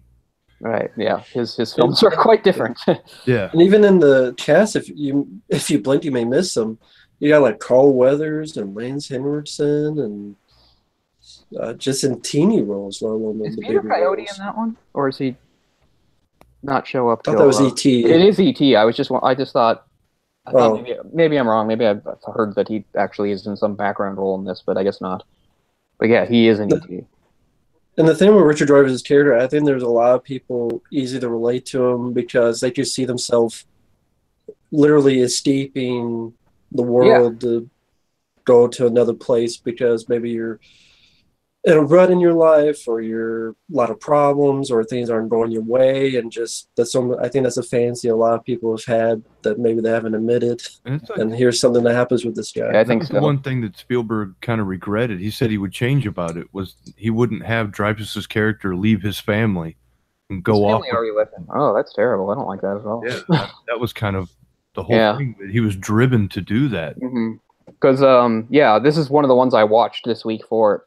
I was talking to Jay earlier in the week. I was talking about why I like it. And it's just like what Rambo said. Like, this is like an everyman character. He's got an average job, average house, average family, but something extraordinary happens to him, and he gets to transcend being average and do something amazing. And I think that it's great fantasy and stuff. And I think people are talking about he left his family, are really missing the point of the film. But I know and I know I'm just a childless single guy that could never understand the majesty of having a family. I get it, but I just mean I like the concept that yes, maybe there is something even bigger that's even beyond you and your loving family. And it's and it's not like the show is this perfect family. It's all falling apart, which is another returning motif of Spielberg's work, is that he'll often show families that are in crisis or falling apart or disintegrating or whatever. And there's no indication that the aliens wouldn't bring him back. I mean, because they abduct people throughout the film. And then there's like an exchange at Devil's Tower where they give these people back and then people volunteer to go. Yeah. So they gave the him back to the mother to Jillian. Jillian gets her kid back. Yeah. And to be honest, the wife's trying to seem like a bitch. I'll just say it for me. But like, fucking leave. Just fuck it. He has a choice. Go back to her, lady. Go with the aliens. Go back to her, go with the aliens. Go back to the girls, go have handcuffs and handcuff your dick to your ass to go fuck yourself. No, go with the aliens. You'll find some other better poontang pie or something. Go for it. Maybe they'll give you the cure to some disease or something. You'll learn something. The thirst for knowledge would make me want to go. Or they'll just mercilessly probe you. Which could be fun. It's all up to the imagination, isn't it? Like, you guys have Vaseline, right? Because we're not going in dry. I'm just saying. Or have you ever been abducted by aliens? All the time. What do you think I've been doing for the past 3 years? Okay. So when you're abducted, what food do you eat? When you're getting favorite hot dog stand on Mars? When you're getting beamed up, you want to have Fritos because they're just amazing. Once you're on the ship, I'd say Oreos, but there's so many different flavors now. You got the mint ones, you got the double stuff ones, you got the fudge ones. I mean, we could have an Oreo show, but we're just not going to go down that path right now. But Cole, that thing you're searching for is called the Sausage Factory, and you found it, my friend. You fucking found it. Searching for? Yeah, there's something greater out there. It's a sausage factory. Yeah, there you go. That's all I fucking need. Need some chicks in there, or okay. Well, or some hot alien chicks. Maybe there'll be some hot alien chicks. Cole is gay. You know where you're at, son. That's right. Oh God. Anyway, so back to Oreos. I don't know. They have the marshmallow ones. Those are fucking delicious. Okay, regular Oreos or golden Oreos? Oh. OG. I'm gonna have to go with the classic. Okay. So will the title of this be Steven Spielberg 1 out of 5 hot dogs and Oreos? Is that the title? So what's your technique? Are you the guy that breaks it and you got to lick the cream out and then you dip it? Dude, I go in hardcore. I eat a whole entire thing with no milk. I just fucking roll like a fucking savage. Nice. And fuck milk too, with cookies and Oreos and Chips Ahoy. Dude, just have a Coca-Cola. Stop being a pussy. I love milk. I love milk with my Oreos. Oh yeah, me too. Love it. Oreo action. Oreo So far, I action. guess we could title the show "Jaws had a close encounter with hot dogs and Oreos." Getting had there. a But, duel. Jaws had a duel during a close encounter with hot dogs. Hot dog movie. There you go. This is another one of the movies that I have some memorabilia for, and I might have shown it before. I can't remember, but if I have, I apologize. I'm being repetitive. But this is a cool thing from 1978, science fantasy magazine, sci-fi classics. There's a great thing here about Kenner. Notice Kenner Star Wars toys available inside and stuff. It's got something on Silent Running and War of the Worlds in here too and stuff. But this is a special issue dedicated to Close Encounters. It's not in 100% condition and stuff like that. Here's one of the Marvel comic adaptations. This is issue 3 of the official Marvel adaptation. And here's this cool booklet thing from back then. This is what I think I showed before, which is just full of like big full color stuff, and it has some stuff about the actors and stuff involved. It's funny the stuff it says about Spielberg, because it's still 1977 Spielberg, back before he's become the the giant of film that he is and stuff. But I think I must have showed this at the end here, just some of the pretty pictures and stuff like that. But the thing I think I showed probably before on the show, I think is at the end, is this thing called Watch the Skies, which is this legitimate thing, and as you can see, you can write in to become a member of, and it's like a club of people that believe in UFOs. There's no scientific evidence that UFOs do not exist, and then so there's this thing you can write in, and you can join this thing. We are not alone. You send what is it? Let's see, junior membership an annual fee of $3.50, but senior membership is an annual dues of $5. Magazine subscriptions are the best. I don't know what they would send you. This isn't a magazine. This is some sort of club. They are called the CE3K Skywatchers. No, but I mean, on related note to that, remember Epic magazine subscriptions are like 1 year for $50, or you can get 20 years for $79.99. 75% off the cover stand price. I know. But so these are some of the cool things I own. I also have a novelization paperback of it somewhere. But some cool One little stuff. side note is that Close Encounters, the day it was released was the day that Star Wars surpassed Jaws as the biggest blockbuster. Wow. That's kind of it's like the day he releases his new movie, his old movie is surpassed. Yeah. By the way, Spielberg is a director who directed and released a movie that was the highest grossing film of all time at the time 3 times. He did it 3 times. Wow. Yeah. Okay. Let's get real here. Best friendly alien movie: Close Encounters of the Third Kind or Mac and Me? Well, Mac and Me is a ripoff of another Spielberg movie, which we'll talk about here in a few minutes. Mac and Me is a misconception of aliens because they would not come down and dance in McDonald's. It would be Burger King. So Clearly. But well, I mean, Close Encounters. Okay. I know this is Close Fair enough. Encounters. It's my favorite friendly alien movie, yes. Okay. Close Encounters was released in '77, even though Spielberg had wanted to release it in the summer of '78, but the studio pushed it out early because they were afraid they would be bankrupt by then and they needed cash. I'd say Alien versus Predator because the Predators are on our side. No, they're not. They are? Dude, they're on the African American Lance Henriksen. Yeah. Dude, Remember what the stupid Italian guy said? The enemy of my enemy is my friend. No, they want to kill everybody. Dude, but the Predator kills the alien, and then she throws him the backpack, and then they run together. Remember that epic scene? Oh, in Rambo? slow-mo, like in Baywatch? Yeah, Yeah. dude, that's fucking epic. Yeah, that's oh god, I forgot about that. Great Rambo, movie. don't puke, I'm Sci-fi sorry. history for Thank you, Ort, for that. Thank you I'm for sorry. that. I saw it in the theater. I was pissed. So. Yeah, I saw it twice. Love it. Yeah, I was pissed. Yeah. I saw Requiem in the theater, and I walked out of that one like, oh my god. Not to get into it, but I like Requiem more than the original. I think not that I like it. I think Fizzle, did you need new glasses after seeing it in the theater? I agree. Oh, It's It's so fucking dark. Yeah, you can't see anything in Requiem. It's dark as hell. it's so dark. I had some fucking lights. Maybe they should have had Christian Bale talk about some lights. Maybe he was He would've upset gotten and he his gun. trashed them all. Christian Bale's on say you may have some fucking light to see the movie. So there you go.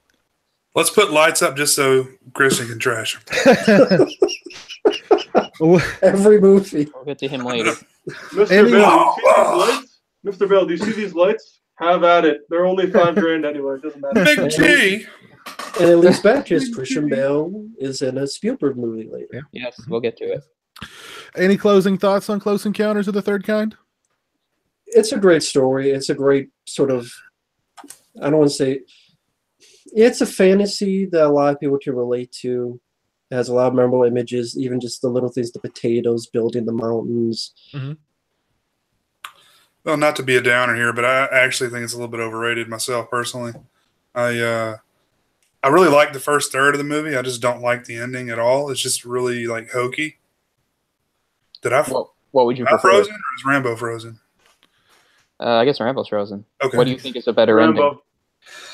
I don't know. I just don't. It just seems really. I mean, I know it's like a kids movie, but it just seems really like cheesy, and I don't know. Would you rather Randy Would they- Quaid should come they in have an F-16 they should have blown up the White try House, to right? blow him up? No, I'm not saying that. I know. I'm kidding. I just don't. I just don't care for it. I never really have. The only thing I don't like is how they all have like specially prepared jumpsuits for it. I think that's stupid, but I don't mind that they're going. But I just think, oh look, they've all got these special orange jumpsuits that they had them all prepared for them. But that's just a very small thing. Well, it's a miracle that the film was actually finished. And the last part of the film took the longest to make, and there was so many different changes. I mean, it's just a miracle that it's as good as it is. I mean, I consider it to be a classic. I mean, I guess it depends on what your age was when you saw it. Like for me, I was 9, so it was amazing.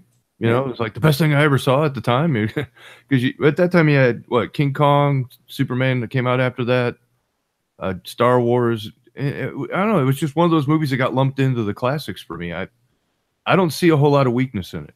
Yeah, no, it's one of my favorites.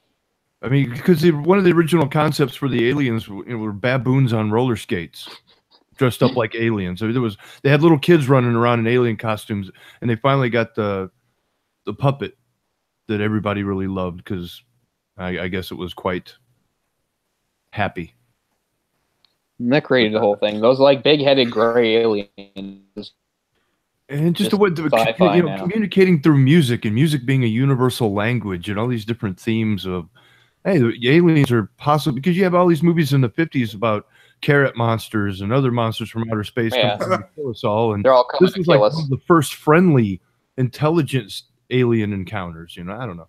Plus, I've always it's a hopeful movie, and I mean, I get it because we'll talk about it again with Spielberg because one of Spielberg's strengths, but also sometimes what he gets criticized for is that he's prone to sentiment, and sometimes people think he overdoes it with that kind of thing. But I think he hits it just right with Close Encounters. It just has a nice hopeful feeling to it and stuff. And I think people that see it like as a guy that abandons his family are just like really jaded bastards. But you know, I get it. I can be a jaded bastard about certain things, so I get it. One of Spielberg's strengths is he always goes for that. The overwhelming feeling of awe. You're just in awe of something, and I think he captured it in this film. I think he was successful, just like in Jurassic Park. The first time you see the dinosaurs, that kind of reveal. I mean, he's the master of that kind of stuff. So I'm more of a Flight of the Navigator type guy. I like Flight of the Navigator. I own Flight of the Navigator, but yeah, you like the wonder and majesty of Pee Wee Herman. Of course. So, which pulls us through our next segment. Jay, have you ever pulled a Herman in the theater or what? Thankfully, I can say no, I have not. Okay. Just trying to see how it is for your neck of the woods, you know. Well, let's move on and let's talk about a lesser known, far lesser celebrated Spielberg movie that was kind of literally, it was right in the middle of all these enormous successes. And that's 1941, which is a comedy war movie with John Belushi in it and Dan Aykroyd. Yep. Have you guys seen 1941? It's been many, many years since I last saw the film. What's your thoughts on it? It's the one I most wanted to see before this because I'd never seen it before, and I haven't. But I got to see a little bit of it when I was at my parents' over Christmas. It was playing on one of the movie channels, so I got to see about 35 minutes of it towards the end. And I liked what I saw. It really made me want to see the whole thing. I can understand sort of why it didn't do as well because tone again is a weird issue. It's just like, can you really make, I guess, maybe a comedy about this sort of stuff? Although I don't know. Remember fucking Hogan's Heroes? Hogan's Heroes existed before the concept of too soon existed. It's like, oh, it's a jolly little what is it? Jolly little sitcom about soldiers in a POW camp surrounded by Nazis, and the Nazis are lovable, bumbling idiots, you know.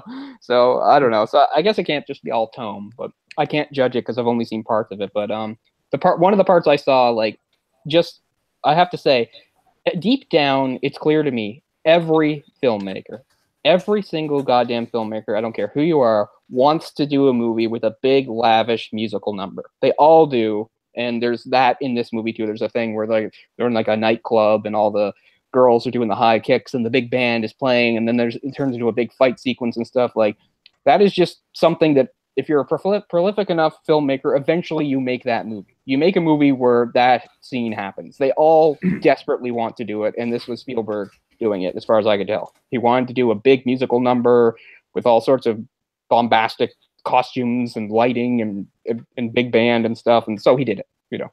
But again, I really want to see the full movie. Man, if you see the cast, it's like, holy shit. Dan Aykroyd, Ned Beatty, John Belushi, Lauren Gray, Murray Hamilton, Christopher Lee, Tim Matheson, Warren Oates, Robert Stack, Treat Williams, Nancy Allen. Wow. It's just stacked with people. I mean, it's a little unfocused and the tone shifts rapidly, but I enjoy it. I mean, I think it has its moments. I don't think it's terrible. It's super good looking, again, like most of his movies. Like, it's visually great. It really pops. I think there's a scene where the giant Ferris wheel comes off its thing and goes through town or something. I can't remember all of it. It's been a long time. But good stuff. I mean, for what it is. I didn't think it was as terrible as everybody makes it out to be.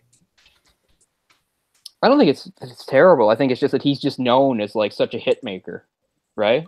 That since this was like, you know, not that, like it kind of stands out like it was like some big failure.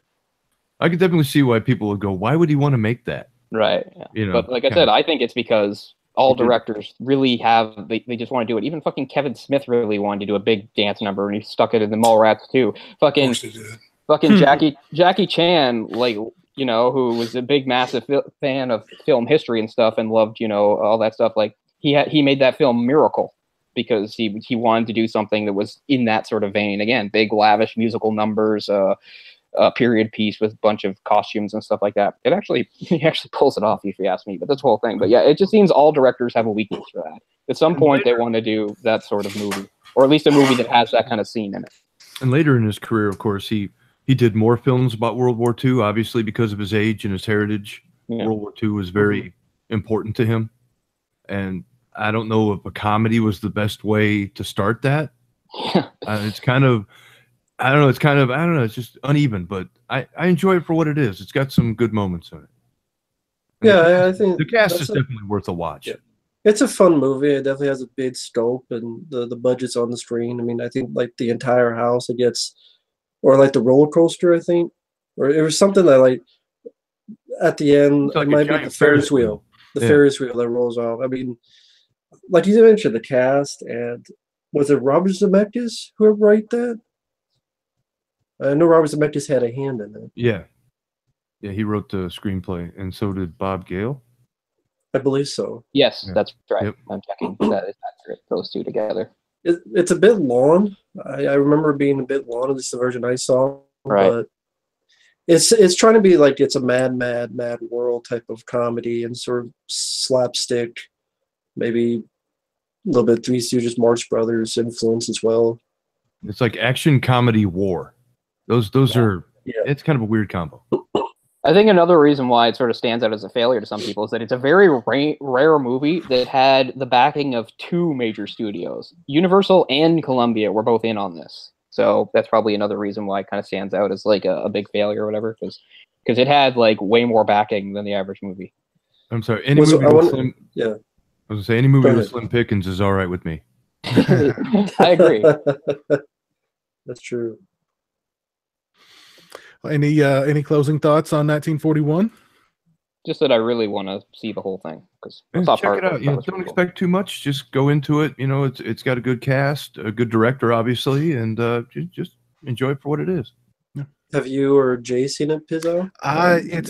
It's been many years since I saw it. I don't remember hardly. I do remember like the big song, but aside from that, I don't really remember very much about it. Yeah, I've seen it before, but it just it's not really something that I enjoyed. I probably need to watch it again. Well, let's move on and talk about a movie that I'm sure we've all seen probably many times, and that is Raiders of the Lost Ark. My personal favorite Spielberg movie. Ooh, well, go ahead and tell us about it, Rambo. Well, I mean, growing up, when we talked about Star Wars, I didn't grow up much with Star Wars, but with Harrison Ford, the guy I grew up with the most with him was Indiana Jones, especially the three films. And it's, of course, based on the serials back in the day. And George Lucas, got to give him props for coming up with bits of the creation of Raiders of the Lost Ark. And at first, it was going to be Tom Selleck. Yeah. But then the people behind the Magnum PI said, you can't do it because we're going to shoot this show. We're going to pick this pilot up. But then, weirdly enough, there was so much leeway that he could have done both because they took their time in Hawaii. And then by the time they started shooting, Raiders of the Lost Ark was done, so he could have done both. But Harrison Ford did a great job. It's just one of those movies where it's a great adventure story. It has an interesting mythology of the Ten Commandments and being part of this arc. It has adventure, it has humor, it has an epic score, great score by John Williams. From the beginning with the big boulder and Belloc, and John Rhys-Davies, which at first they wanted Danny DeVito for that role. Yeah. Which really enough he would kind of play Romancing the Stone and not that exact role, but he'd be a type of. I think that's why I can never like those movies. I just feel like there's some weird pale levitation. But anyway, sir. No, I mean Raiders of the Lost Ark. I mean, who hasn't seen and watched the Indiana Jones movies, including Raiders of the Lost Ark? It's Nazis, very violent considering. I mean, you got faces blowing up and melting, and it's an epic film. It has the great truck chase scene where he's being dragged behind and being in front of the car and being dragged in. You got the great fist fight where he shows he has a humanity to him because he's getting his ass kicked and he's falling on his ass. Not an invincible action star. He's wonderful. And it was such a go ahead. I was gonna say, yeah, he was a professor. And yeah. I liked how he kept that part of his character, even though he was an adventurer. He was still, a bookworm, basically. But he did have the physicality to be able to pull off some, and he got incredibly lucky. But I can imagine how many people went into that because they wanted to be Indiana Jones archaeology and that things, and that's always an interesting thing. The clues, the little hints to mysteries out there, hidden out there somewhere, and it's also interesting with the finale because. It's not the typical, he doesn't stop the bad guys. No. It's the arc itself that stops the bad guys. So it's been pointed out that that Indy has like almost no effect on the overall plot. Like that, he tries to get the arc, he gets it first, but then the Nazis take it from him, then he gets it back, then the Nazis take it from him again, then they open it and he doesn't stop them, the arc stalks them and stuff like that. But yeah. I guess I agree fully with that. So I look at it as just an adventure that this guy's on along and helping Karen Allen out, which I've always been a fan of Karen Allen as well. So it's not really a saving the world. Yeah, it's not really saving the world type of story. It's more here's an adventure this guy's going along type of story. And although her character was in peril sometimes, I thought she was a pretty strong female character and a good foil for Indy. I'm your goddamn partner. She could drink him under the table, and she was just a fist fighting, dame. It was pretty cool. I agree with you. I love Raiders. I think it's great. It's the best of Indiana Jones movies, of course, for me. It's definitely in my top 10. Spielberg. It doesn't quite surpass Jaws, but it's maybe even in top 3. It's right up there. Harrison Ford, did what not a lot of people can do. He was doing Han Solo and Indiana Jones at the same time. Yeah, wow. And they were almost equally as popular. So that was that was really something. And of course, Lucas was involved in both. Mhm. And he did Blade Runner at the same time. And then John Williams being involved, that again, the classic Indiana Jones theme. I think anybody hears that theme and they automatically know what it is, just like with any of John Williams stuff. Dun, dun, dun, dun, dun, dun. Oh, I know what that is. John Williams just always nailed it. He just knew what a character or what a world, what its soundtrack should be. I don't know how. It's an amazing talent. I know a lot of people have favorite film composers, and I'm sure they're all good, but for me, it begins and ends with Williams. I think if you can get him to score your film, it's going to be great. Yeah. If you're ever doing something for hours on end, just make a playlist with all of John Williams songs, whether you're working or doing anything, gaming. He'd be up there. My number one would probably be Jerry Goldsmith, but the only soundtrack that I ever purchased was like Star Wars or Indiana Jones. It was all John Williams music. Even Jurassic Park. I would drive around in a car just listening to the Jurassic Park score. I also have this soundtrack on vinyl. I've got the record of Close Encounters. Nice. I have the Jaws soundtrack on CD. Drive around listening to that. I mean, it's just. Did you see it in the theater, Mike? Raiders, yeah. That's awesome. How did you? I did eventually. What the audience thought or something? Was it? But back then audiences were a lot more involved. I mean, there were people laughing and clapping and talking about it, and there was oohs and ahs, and it was a great experience. When the faces melted, nobody expected that shit. Yeah. It was PG, And all of a sudden it's just like, everybody's like, oh my god, It was, being a horror movie fan, I was just like, this is fucking cool. They pushed the boundaries of PG, right? I mean, the next one, Temple of Doom, is why they had to create PG-13 because it was PG and it was so dark and people flipped out about it. Yeah. Oopsie-day. I also recommend a group of fans for many years created their own remade fan film, which was an interesting thing. And then they did a documentary years later. Yeah. But they worked on that for a long time. Yeah, for 5-6 years at least. Very interesting take, but definitely a classic movie. I mean, what about you, Stingray? What about you, Orc? Thoughts on Raiders? So I like the movie. I don't remember much of it. I'm not the biggest Indiana Jones fan, even though I do like all 4 films, including the last one. I always liked just the movies were good, but it's the small things like how he had to have the hat stapled to his head so he wouldn't lose it or something like that. I think wasn't that something that happened? The behind the scenes of Last Crusade, the trailer. There's this little joke that he does because he keeps flying off when he's on the horse. One of the first teaser for Last Crusade. Well, yeah, Raiders is good, but I don't know. Probably my favorite would be Temple of Doom, even though we're not on that movie at the moment. But I don't know. We'll get there once we get to it. That was the one that I watched more. Was Temple of Doom. That was the one that. Yeah. Just the priest part, and then the it's definitely the oddity. Scenes. What's up? I was just saying, it's sort of, well, I mean, at least counting the original trilogy, because I mean, yeah, but it's definitely sort of the oddity, right? Right? Yeah. Like it's the more dark one, it's the more strange one. Mm-hmm. I have some problems with it. I definitely don't like it as much as the original. And since I have nothing good to say, anyways, most of the time, that was one of the best parts about seeing Kingdom of the Crystal Skull is all the hardcore fans of the trilogy who are, let's say, like Mike's age or something, and they were like, woo! They're like losing their shit and just going ape shit in the theater. I enjoy that movie-going experience with any movie that has a huge franchise. I'll say. So, yeah. What about you, Stinger? Did you say you grew up more with Temple of Doom than Raiders? Yeah, but I mean, I like Raiders. I like all the films, but the Indiana Jones films, okay. I'm just not the biggest. It really wasn't my go-to thing, but I do like them all. I'm right there with Jay. I like them a lot, but I've seen probably all 4 of them, maybe 3 or 4 times a piece.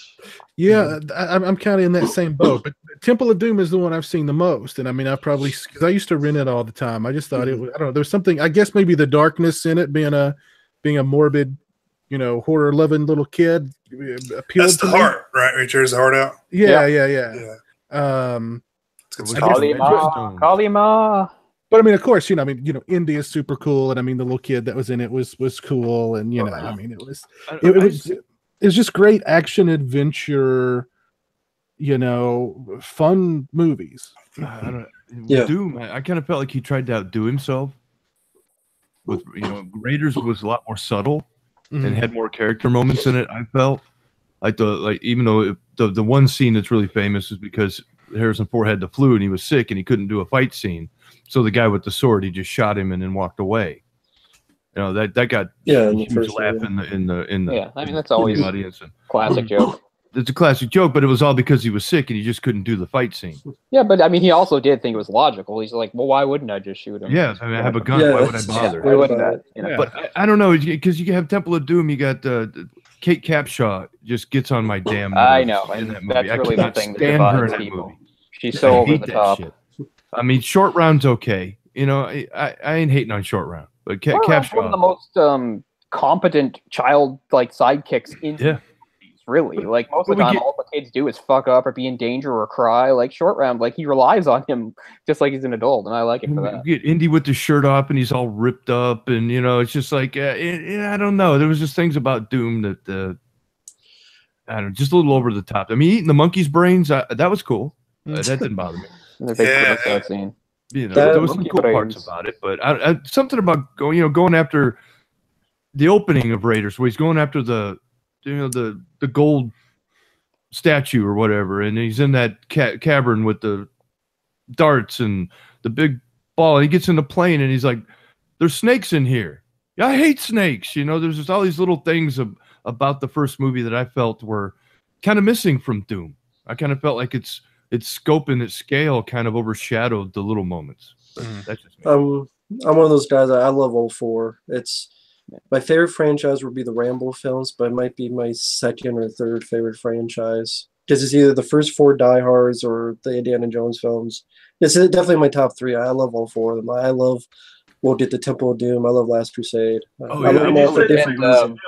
But did you say Die Hard or I'm not saying that Doom is terrible. I'm just saying compared to the first movie, that's why I like the first movie the best of the four. I do enjoy all four, but for me, Raiders will always be my favorite. Yeah. Sorry, Rambo. Did you say Die Hard or Lethal Weapon? Die Hard 1 through 4. Okay. Real talk. That's a real talk. There you go. I got you. Well, let's. Wait, what? And just for the benefit of, I guess, people watching, because I know you guys know that, I don't really want to say too much because everybody has their favorite thing, and they're mine. They are my favorite movies. Period. Obviously, I see the flaws and I see things, but I love them beyond all reason. So what's that poster behind your head there? Dun, dun, dun, dun, there you go. dun, dun, dun.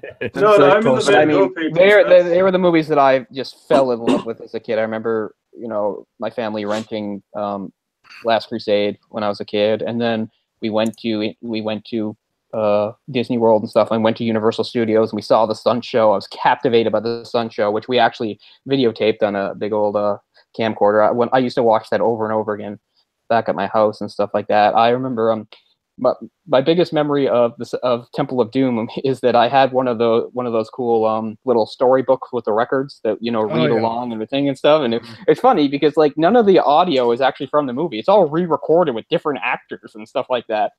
So it's not Harrison Ford, it's some other guy doing it and stuff. And just some of the lines and they're just so funny. And some of the lines aren't even in the movie. There's this part where in Temple of the Doom where the plane is going to crash and she's being hysterical. And Indy says some stuff to her and blah, blah, blah. But in the book, he has a line where he goes, "Don't conk out on us, doll. We need your help." And that's basically his delivery. And I love it. It's just full of stuff like that. But yeah, these are my favorite movies within the context of just everything. So yeah, if we're doing, Spielberg, if we did top 5, all 3 of the original trilogy are right there. So yeah. Like I said, it's just me gushing and babbling. I know I can't speak objectively about them. I love them. Love them. What I liked about them was that it wasn't just action for the sake of action. It was a journey. It was an adventure that was propelled by the thirst for knowledge and the protection of history. Yeah, it was a bit different from a lot of the he was the a professor. motivation and stuff. But he would be hired by these people because of his knowledge to go get these artifacts so that they could be in a museum and they wouldn't fall into the wrong hands like the Nazis or enter name a bad guy here. So it was just really cool. He was a teacher and he was so into it and he loved it so much that he would risk his life to go save these artifacts. and the adventures he got into and the characters he ran into. It's just amazing film. And in Last Crusade, you get to find out like why like he felt that way and why he grew up that way. You know, you get a little backstory to explain that. But yeah, it's cool. I knew Mike would like them anyway. I always knew that he liked them because I mean, I've always thought of them as they're the ultimate homage to B movies. Like there are homages to B movies out there, but like this is like the ultimate like well done, super quality, really well done like homage to it. It's, you know, all the fun from the serials and stuff and the pulp stuff from the 30s and all that exciting adventure stuff. Like here it is, like, you know, up on like, you know, with all the bells and whistles of like the big Hollywood stuff. But the little moments, like he's playing with that date and he flips it up in the air and he's going to go in his mouth and John Rhys Davies just grabs it. And then he looks down at the dead monkey and he's like, bad dates. The Nazi monkey. Don't you love it that they actually got the Nazi the monkey to seek hell? That's a great moment too. They seek hell, and then it goes to the monkey. The monkey's also all the little moments like that in the first film just really make it my favorite. Well, let's move on and let's talk about E.T. Eddie Torres, extra testicle. Eddie Torres. There you go. Now, if you know, I mean, look at like, you know, let's take 1941 out of the picture. Sure. Jaws. Close Encounters, Raiders of the Lost Ark, E.T. Yeah, is there a greater span of films in any director's history? Yeah, you know, I mean, Mike, you know, that's like, you know, this movie created the summer blockbuster. His next movie surpassed that and became the biggest movie ever made. Then you had later Raiders of the Lost Ark. Then you had E.T. I mean, my God, you know, Spielberg was just, you know, walking on water here. I have vivid memories of E.T. It played when it came out. It was still on 4 screens 6 months later. Mm-hmm. There literally line. You would have to get to the theater an hour before showtime because there would be a line around literally a line around the building. Well, this was back, and I remember waiting for the VHS. And because that movie was in theater, well, back in the day, you know, a movie wouldn't come out on VHS for maybe a year or something. You know, I mean, it took a long time. It was like 5 years for ET to come out on VHS. It took forever for ET to come out on VHS. And I remember little convenience store across the street from my house finally got them. And I just, you know, they sold like hotcakes. I mean, people were like, you know, I remember I think it might have been the first time I ever said a curse word. Because I think it was for ET. We'd gone to get ET and they'd sold out. And I looked at it like one of the bag boys and I called him a piece of crap. And like literally my mom was dragging me out of the store. I was that mad that they didn't have any ETs. And like for some reason I focused on this bag boy and I called him a piece of crap. Focus all your hate on him. Yeah. Like I remember that vividly, like the anger. And then finally getting it, because I think they held back one for me because they were like, you know, this kid's gonna come in here and you know. But they held one back for me, and I remember, you know, I just remember how long it took for that to come out. They just seemed like that was like, you know. I think Spielberg held it back. He didn't want to release it on home video. Really? I don't remember the reason, but I think that was he was very protective of the film, and he didn't want to let it go. Mm-hmm. When it did get a video release, they showed it in theaters again. Yeah. Because that was something that was going on. It got re-released. Like it was in the theater from like 82 to 83. Yeah. And it got re-released in 84, I believe, which I think is when I saw it. Mm-hmm. And it's my first theatrical memory. I think that was like the first. That was the first like my first Spielberg film. Yeah, I think that was my first Spielberg movie too. That's my first Spielberg movie, and it's the first film I'm pretty sure that I watched on like rented VHS. I might have seen Jaws first. I don't remember, but I just remember the hubbub that was about that VHS and everybody dying to get that thing. And for some reason, I was dying to get that thing too. You know, I remember that. Yeah. So. But that one was that E.T. was huge for me because and I've mentioned this in the past too. That movie kind of scared me as a kid. Me too. Yeah, same here. Me too. I think Raiho's terrified by it still. I mean, I wasn't afraid of the friendly ET like some people were. I was afraid when he was seemingly dead in the river. Yes. That was when I started to cry. That's one of my earliest memories. Is they got to that point in the movie, he's dead in the river, and I like cried till the movie ended. Like I kind of missed the happy ending and everything. I was still sort of crying for the rest of it. I think it was that. It was the way ET looked because he was all white and he looked ghostly and dead. And it was also the fact that like the government came in and just took over, and they were men in these white suits, and they put up these these plastic circular tunnels throughout the house, and they'd quarantine the place, and they were just treating people badly. And then you throw a seemingly dead ET into the mix, and I'm just like, I don't. There's something about it just really scared me. That scared the shit out of me. And that's like the first time I can remember a movie scaring me. That is the movie that developed my love of Reese's Pieces. I still love Reese's Pieces. Well, M&M's really dropped the boat on. They dropped it on that one because they wanted M&Ms, and they said, no, we don't want our product in your movie. So there's a figure Reese's Pieces sales went up like 1,000,000% or something like that. Like, yeah, they did. It's a crazy figure like that. I think that movie introduced me to Reese's Pieces. I was 13 when I saw it. I kind of felt like Elliot's older brother. Sorry, I identified with the older kids than I did with the younger ones at that point. Yeah, so I enjoyed it. I thought it was great. Now, do you guys think that the removal of the guns and the addition of the flashlights take away from it? That's all horseshit. I think it's more realistic that the government would be concerned about a threat, so therefore there would be a show of force. Now what's this controversy? I was going to say too that I ate a handful of Reese's Pieces before we started the show, but what's this controversy? There's a new special. There's two versions now you can get on DVD. There's a version where instead of guns, he replaced them with flashlights. Yeah. Oh, I thought it was walkie-talkies. He added some of the CG. Yeah, some of it's in it as well. Some of it's walkie-talkies and flashlights, but he went in and digitally with CG removed all the guns. 2002 or something. I didn't know that. Yeah. Didn't Spielberg go back and say he wished he hadn't done that? Yeah, that's why I think on the DVD there's both versions of the film. Mine has both versions. I've got a Blu-ray from a few years ago. Altered version. And it has also has some additional shots of a CG ET doing stuff. Oh God! Why? What's funny is I think there's a part where like they've made the weirdest one is because they make a blockade, right? Remember they're chasing them on the bike. They make a blockade, so they're all there. Can you imagine a blockade where nobody even has guns? Yeah, it's just like, oh, please stop. I'm blind you with my flashlight. I'm waving a walkie-talkie at you. Stop! They're the equivalent of like mall security guards. Exactly. Yeah. Oh, that's what it was. I think it was walkie-talkies instead of flashlights. Please stop! I swear we're the government. That's what it was. I think it was walkie-talkies instead of flashlights. Instead of guns, they put like walkie-talkies or something. That's insane. That's crazy.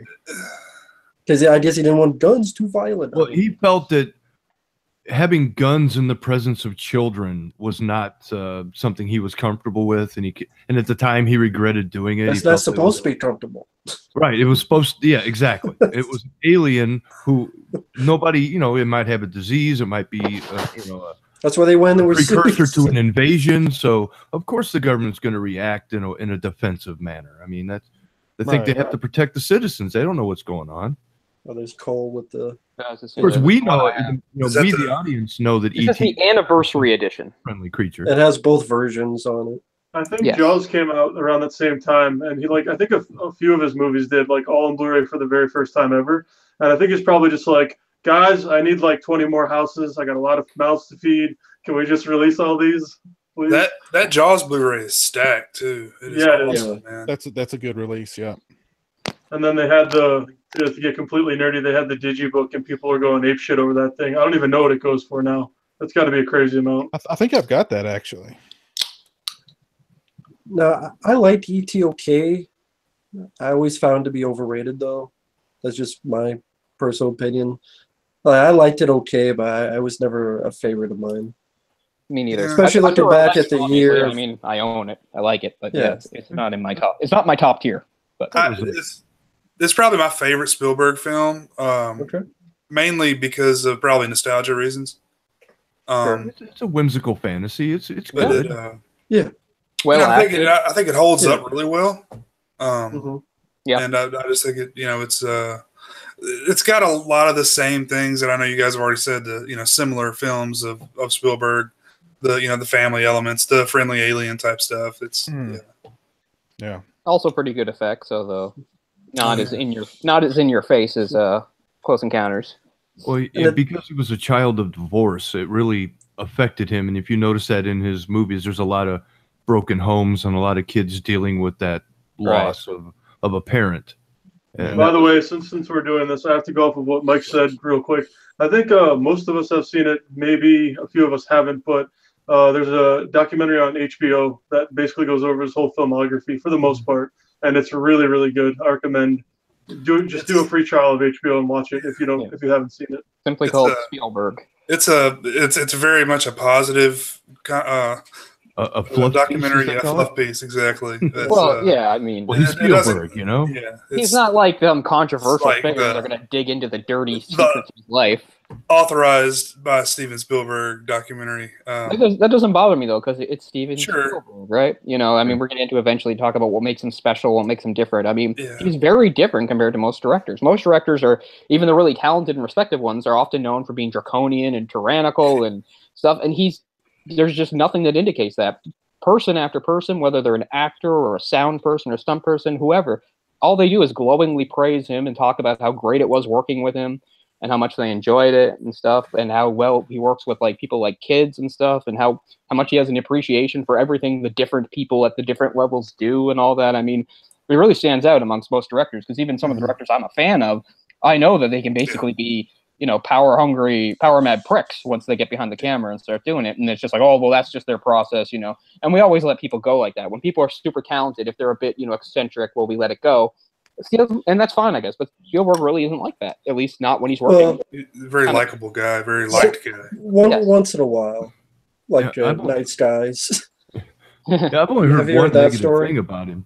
It wasn't really negative. It was an actor that was in Sugarland Express, was also in Close Encounters. And they said that he was a different person on Close Encounters than he was on Sugarland.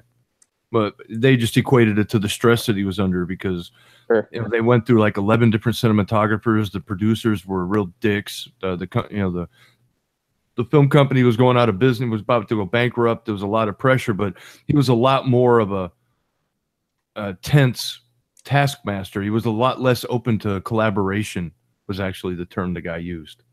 He was a little more serious. But under that, most people would fold under the pressure he was in. So Well, there's also the Nice Guy story where, for those who don't know, after Raiders of the Lost Ark, he was actually going to do a horror film called Night Skies, and Rick Baker was doing molds, which you would see would be very similar to the look of E.T. And then Spielberg all of a sudden wanted to do not a horror film, but a nicer film, and wanted Rick Baker for that. Rick Baker didn't have time. So this is the story. I don't know if it's true, but apparently Spielberg took that stuff, gave it to Carl Rambaldi, and then he used that to do the E.T. that won the Oscar for effects. So I don't know if Rick Baker had any say in it or what. I don't know the whole story, but it'd be cool to hear, though. But there are pictures of Rick Baker molding the original Alien, and if you just change the top of the head a little bit, it looks pretty similar to E.T. Yeah, I think I've seen those. I think, yeah. But he didn't get any credit for it. But thought that kind of sucked. But another amazing, totally classic, memorable soundtrack. That you got going, and like I said, even though it's not one of my favorites and stuff, like the whole crossing the moon thing and the music going, that is one of the great iconic moments in cinema. I mean, sometimes I think some of these moments are shoved down our throat. We're just told they're iconic, so we just have to give into it. But this one, I actually buy. I'm like, yeah, that's a cool moment. Just suddenly it's flying. And Gertie. Sure. Yes, absolutely. Gertie Wallace is. It always makes me question, though, like when he gets everybody flying, they're all pedaling like mad. Now, we never get to understand if pedaling is required. Do you have to pedal for them to keep flying? Do they just intrinsically know this somehow? Is E.T. just let them know? Or are they just doing it out of fear, thinking if I keep pedaling, this will keep me up? I've always Probably, wondered about that. I would say fear. But yeah. Because obviously that was a decision he had to make as a director, was to tell the kids pedal. Maybe he just thought it looks better. There's nothing behind it besides that. Like, it just looks better. Like, but I think I would stop pedaling. I'd be like, well, I'm flying, and I would just stop pedaling. But anyway. What kind of ET stuff have you collected over the years, Stingray? Oh man, I've got a bunch of McDonald's toys, and like there's a book on tape I have. Trying to think, it's so much stuff over the years, and my mother-in-law does a lot of like garage sale jumping around and stuff, and she always picks up stuff. So I'm gonna have to go get it all together and maybe do a video or something on it. Cool. Yeah, I'd like to see that. Yeah. Shit, I was going to say something about. Another thing in that Spielberg documentary that I think really shows off one of his big talents is on the set of ET when he's working with the kid that plays Elliot. Yeah, it's just so like he's putting so much into it. It just seems like he works with kids so well, and I think that's one of the best things about ET is the child acting. Mm-hmm. It's just really really good. It was the movie that introduced the world to Drew Barrymore. Mm-hmm. Yep. I mean, there's so many iconic, like when E.T. gets drunk and Elliot's at school and they have that connection. He's watching the John Wayne movie, and there's like so many iconic scenes. Yeah, I mentioned this before, but I guess they did film a scene where Harrison Ford was the principal. He gets sent to the principal's office for that, and Harrison Ford himself convinced Spielberg to take it out. He just said, "Look, it's just me for one scene. It's just going to distract everybody and slow the movie down. There's no point in having it." And Spielberg was just like, "Yeah, I guess." Which I think makes sense. It's 1982, right? He's right in the middle of being Han Solo and Indiana Jones. He's just this huge, iconic name. I think it probably would take you out of the movie a little bit just to have him randomly show up for one scene and then never be there again. I think it's the right choice. Mm-hmm. I was going to interject something, but now I don't remember. But my girlfriend was at a used bookstore not long ago, and she found these 2 vintage ET toys still in their original wrapping, and they were like super cheap. So she bought them for my brother, and since he's a stickler about keeping stuff in the packaging like me, he's kept them in the packaging. So he's a good collector. I used to be like that, man, but I was like, fuck it. If I want to buy it, I'm gonna take it out of the package because it's not worth anything anyway. I've softened. I mean, I take stuff out now. That's cool. It's just like just take it out. I saw that video. I want my toys pretty happy. freestanding. Yeah. Jeremy likes his. I bought him a Funko Pop for, I don't even remember what it was, but when it came here, it was mangled. The box was destroyed, and I was like, "Here, Bob," and I gave it to him, and he, he was happy. And I was like, "Well, here, let's just take it out of the box since the box is all jacked up." So I took it out of the box and I handed it to him. He looked at me like I was crazy, took the box from me, put it back in the box, and went. Hashtag, why does YouTube dislike Jeremy? You conditioned him well. Yeah. He's used to seeing it in the package. Part of it comes from me as a kid when, like, we were in that generation where all the older stuff was worth a lot because everybody took it out and played with it. Yeah. So I was always like, "Oh, leave it in the package." But then I grow up and nothing's worth anything. It's all still in the package. I'm like, "Oh man, I could have." I wish it's not even that it's worth stuff. I just wish I had it. Like, I feel bad about like all awesome Transformers and stuff I had that I lost pieces of and broke and stuff. Like, it's not even that because of resale value. I just kind of wish I had them intact. It makes me sad. I'm like, oh, I used to, I had the original Constructicons and I could make Devastator, but now I have like a few of them and pieces missing, and it sucks. All of the original Star Wars figures I had that I sold for 25 cents at a yard sale. I know. I gave away. No. I gave away a 1983 Yoda to a friend because I was like, "Yeah, here you go. You like Star Wars more than I do." And then, Mike, now you walk into a Lego store and they're like, "Hello, welcome to the Lego store. Would you like to make a down payment on?" Will you be paying in $100 bills or $1,000? And they're like, "I'm just gonna go to Dairy Queen and get a Blizzard. Fuck this. You guys have any interest?" I wish I still had all my G.I. Joe figures and vehicles and stuff, because those things go for big money now. I have tons of G.I. Joes and Transformers. Those were my 2 big toys, and I had a lot of them. I actually won a contest when I was a little kid. I was in second place, but I still won like an enormous. Like, I came home one day from school and there was just boxes, and it was like heaven. It was all GI Joes and Oh, vehicles, and I mean, oh my god, was The never that little one. GI Joes or the full size? no, the little ones. The little Oh, ones. I had the big ones. Those were, Did you guys have the aircraft carrier? That like 6 foot long thing? No, didn't have that. But I had a lot of the big ones, like some of the really impressive. I was totally spoiled. I have a pretty good intact Cobra Hiss, which is a real classic. That one will actually get you some money. Mm. And I was all about Cobra, just like I was all about the Decepticons. The bad guys were always cooler. But anyway. Oh, and Stingray, that was what I was going to interject. I was going to ask you guys if you knew who the girl was that Elliot was sweet on at school. Who is she? I see the name, but I don't. I knew who it was. Erica Laniak. She was the woman that popped out of the cake in Under Siege. Oh my god! That's a sick thing. wow. I used to Also, I used to rewind I that. didn't know that. you're not alone.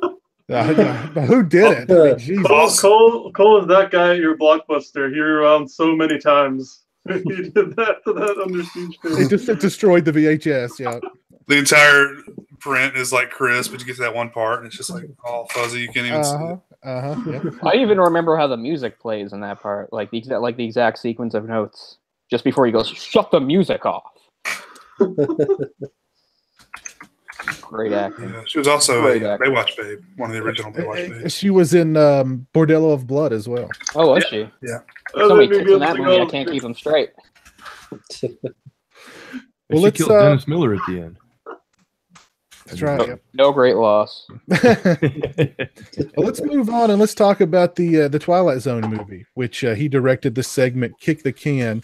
The only thing I remember about the Twilight Zone movie is the controversy over the John Landis segment, in which Vic Morrow. Vic Morrow got killed. And two And a kids. couple Super kids, Jason too. Lee's dad. Yeah. Two Yeah, kids. helicopter crash.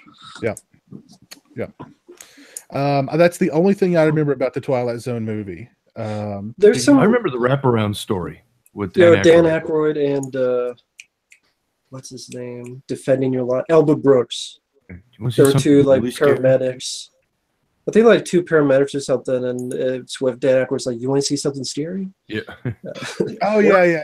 Mm-hmm. Yeah, I remember Weren't there a lot of deaths on that film when they were filming it? that. Oh, I Morrow heard and was the two the- Vietnamese children. Well, Yeah, it was just one accident that killed like a guy and two kids. And Yeah. I think that was one of the big reasons that they started the rules, the hours that children could work, and Yeah, it was. only a small number of hours. Yeah.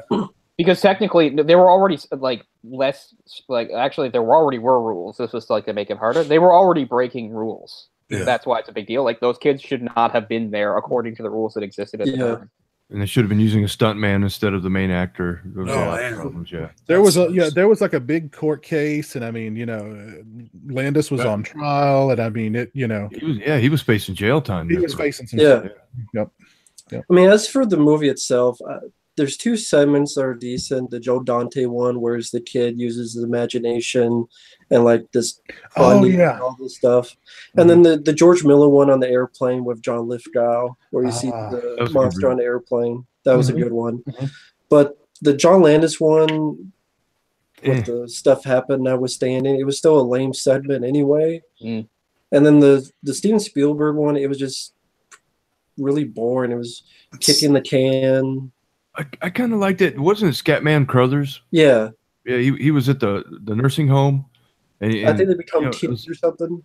and he was trying to get the old people to still be Yeah. you're still alive, recapture the magic of being a child. And he takes them outside and kick the can It was- around. They turn into their little kid selves and they start It was a having bit fun. too I thought it sugary was okay. sweet, Yeah.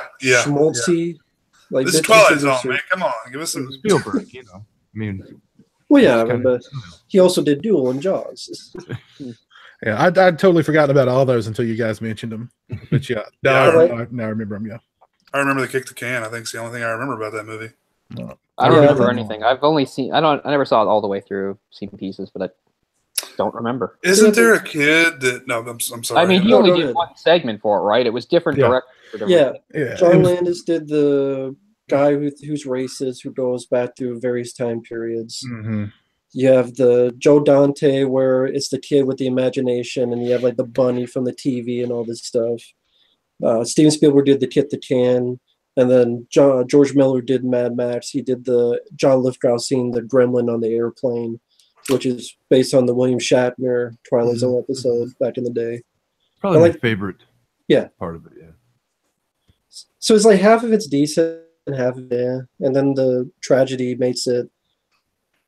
That's why it makes it sort of a weird movie to give a watch because of that. Yeah. It ends well though with Dan Aykroyd listening to Creedence Clearwater Revival, and then he eventually shows the reason. Hey, do you really want to be scared? Do you really? And he turns around, he's a monster, and kills all the books. Ended well.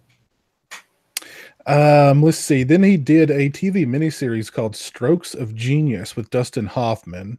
It was a documentary series about famous contemporary painters. I think we can move over that one, and let's talk about Indiana Jones and the Temple of Doom, which is the Indiana Jones that I grew up with more so than Raiders. It's the outsider one. Right. It's also a prequel, but nobody really paid attention to that at the time. Chronologically, it takes place before Raiders. Why did they make it a prequel? I never understood that. I don't know either. It really doesn't make much sense. It's not like it would have made much difference. The Thuggy was already gone at this point. Yeah, someone's like, oh, so they don't have to deal with the Nazis. You can still not deal with the Nazis and not have it a prequel. I think it's basically so that his being incredulous works, because there's a part where he just... no, it's the other way around. That's why there's a problem with Raiders. Where in Raiders, he tells Marcus, come on, all that hocus pocus superstition, I don't believe in any of that. And I'm just thinking, well, chronologically, you saw like a mystical cult with a magic rock ripping the hearts out of chest. That's something you already went through. But anyway. Yeah, that's why it makes more sense if it's a sequel. Yeah, exactly. It's not even important. Most people even know, but it takes place in 1934 as opposed to the other. And once again, Spielberg, just for the opening thing, feels like he needs a big song and dance number. So it opens. It's great. It's a nice, lavish thing at the nightclub in Hong Kong with her singing "Anything Goes" in Cantonese. It's nice. It's cool. It's cool because I guess it's the last thing sort of you'd expect. It really, it's so different from the opening of Raiders, which I respect that they do something really different. They're like, what? He's in a tux in a nightclub, and here's like, is this the right movie? And then that's pretty cool. Yeah, the darkness is really cool. I do like the darkness of it. I do like how violent, surprisingly, the heart being taken out, but then he's okay, and the villains, the bugs, which is yeah. I think that's what kind of drew me to that movie more so than Raiders was the darkness and the guy pulling the guy's heart out, and there was the bugs, and that movie just appealed to me a little bit more than Raiders. If I watched them both now, I'd probably go, yeah, Raiders is much better. Yeah, Raiders is the better film, but again, when you get down to these things, you like what you like. Like I said, my favorite of the three is Last Crusade, which, I can totally understand people saying that Raiders is the best one. Most people think Raiders is the best one. I see that. But, yeah. Okay. You like what you like sometimes. But I'm trying to think anything else that stands out about the movie. I mean, it's cool. It's got another really, even though it might be the least iconic of the three, it's got a cool minecart chase. That's iconic too, right? You got crazy minecarts going down. I think I like that scene so much because I was such a big fan of Donkey Kong Country 1, 2, and 3. So I'm like, they're in cars. So I was like, there you go. Yeah.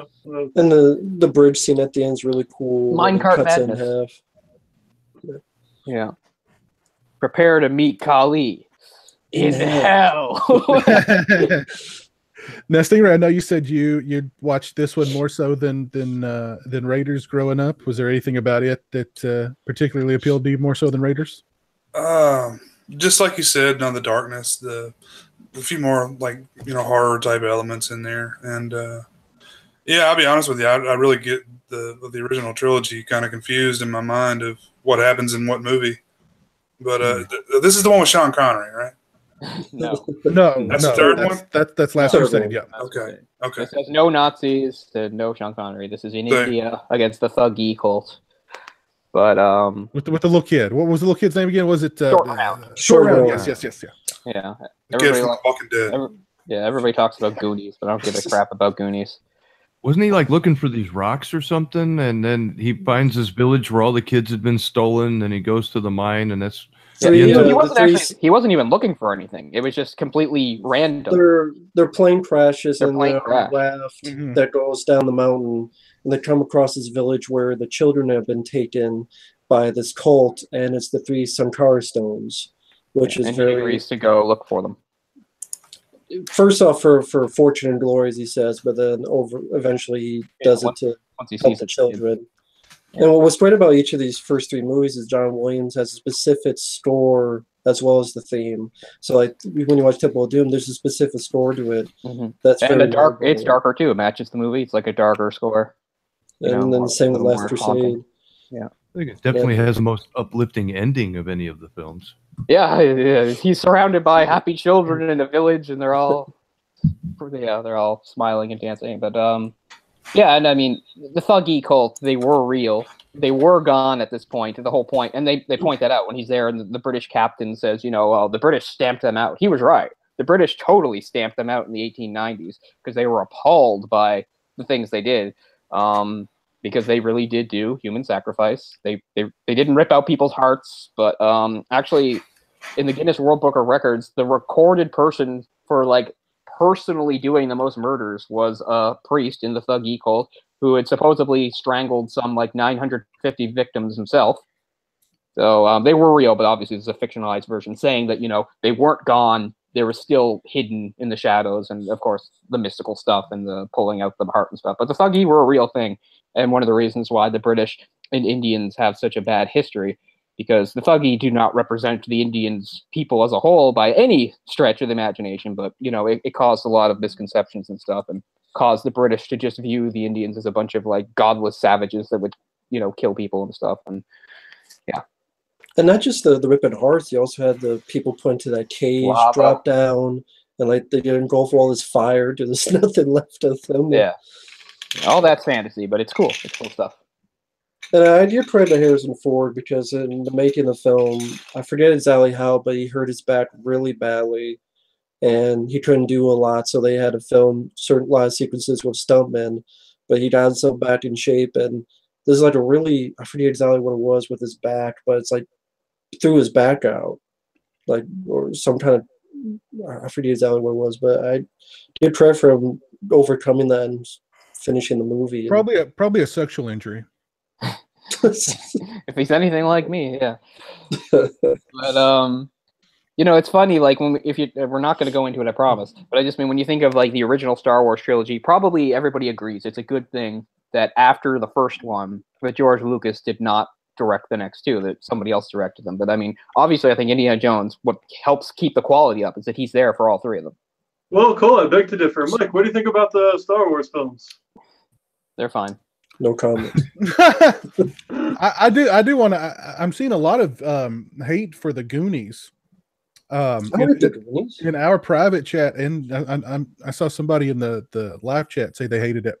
That's one of my more controversial things. I remember I said I didn't like the Goonies, and James told me I had no soul. I don't have a soul either, because that movie fucking blows. I know I have some unpopular opinions on here. I have no soul because I don't like the Goonies. I liked the last Star Wars movie, and what's the other thing? Oh yeah, I don't like Steven Guttenberg. You're wrong on that. That is your biggest sin. I know. Are you sure? What's worse, that I don't recognize the brilliance of Steve Guttenberg, or I don't recognize the brilliance of the what's his name, poor man's mustache guy? The Atkins, Atkins, yeah. Oh God, I don't know. You're the biggest Coen fan too. Because I don't. That's it. That cuts it right there. Yeah. You can praise the last Star Wars movie. You can hate the Goonies, but lay off the Atkins. I will lay off. That's all I can say. Oh yeah.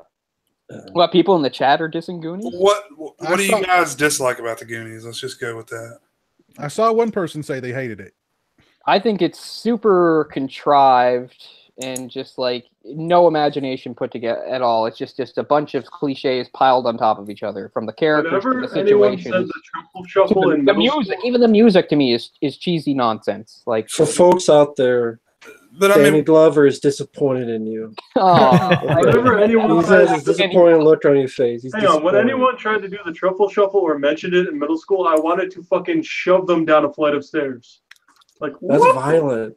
whoops. well, they probably That's very because they were violent. probably telling Orky was fat. Is probably what the thing, right? They're No, like, no, it's because they had that stupid fucking shirt on from Hot Topic or Spencer's. That's why. Ah, I see. Yeah. Sorry, I just assumed everybody thought you were fat. Oh, I'm kidding. Oh, well, that's true. Hey, In Orc's years, hey, Orc hey, was wait, in because massive I'm shape. American, right?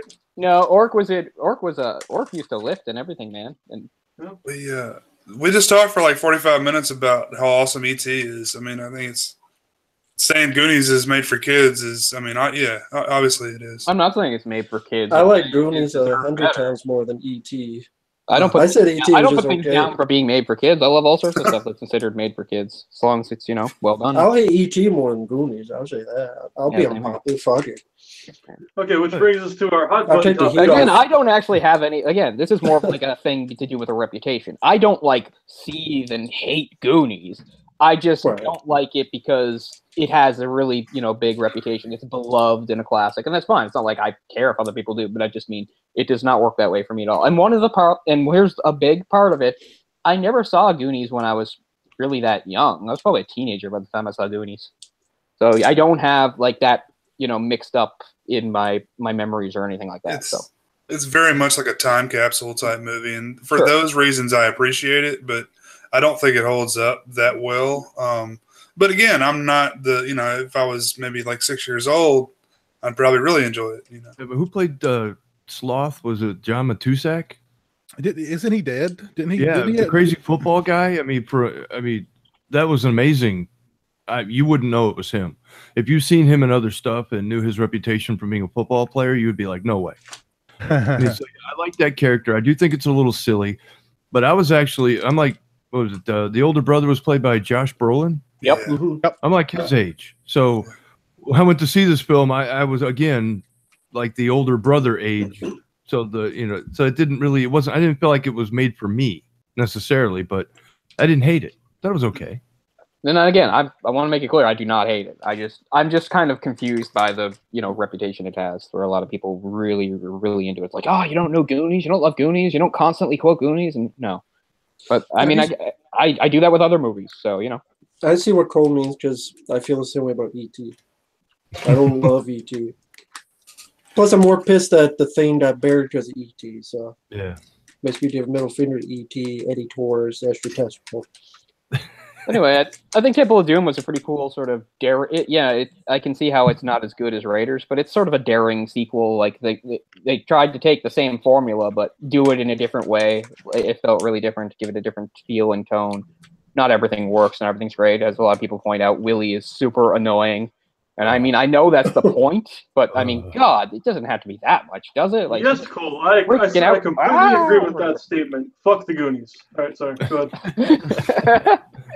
Oh, people can say what they want. I know there's some nerd watching the show right now. God damn it! What the fuck? Goonies are loving so much. Goonies aren't good enough, man. So about Goonies are Great good enough. Encounters. Nerds are entitled. let's move Grave on. Encounters is an Oscar award-winning picture compared to the Goonies. Fuck that. Now the Oh second my Grave God, Encounters. you are fired now. Oh, You are fired. okay, well let's okay. Pink We gotta get to slips the in the mail. hot button topics of the night. Okay, did Weinstein ever come across Corey Feldman? That's I A. came across And then- a lot of things apparently. Yeah, apparently it took like nothing for him to come across. We're getting into the spicy memes. Let's tone it down a notch. Okay, Pizzle Spicy and Rambo, memes. what are you guys eating? What? I'm What are chewing. you guys eating? I'm chewing gum. I mean peanuts. Okay, what kind of peanuts? What? Planters salted peanuts. Okay.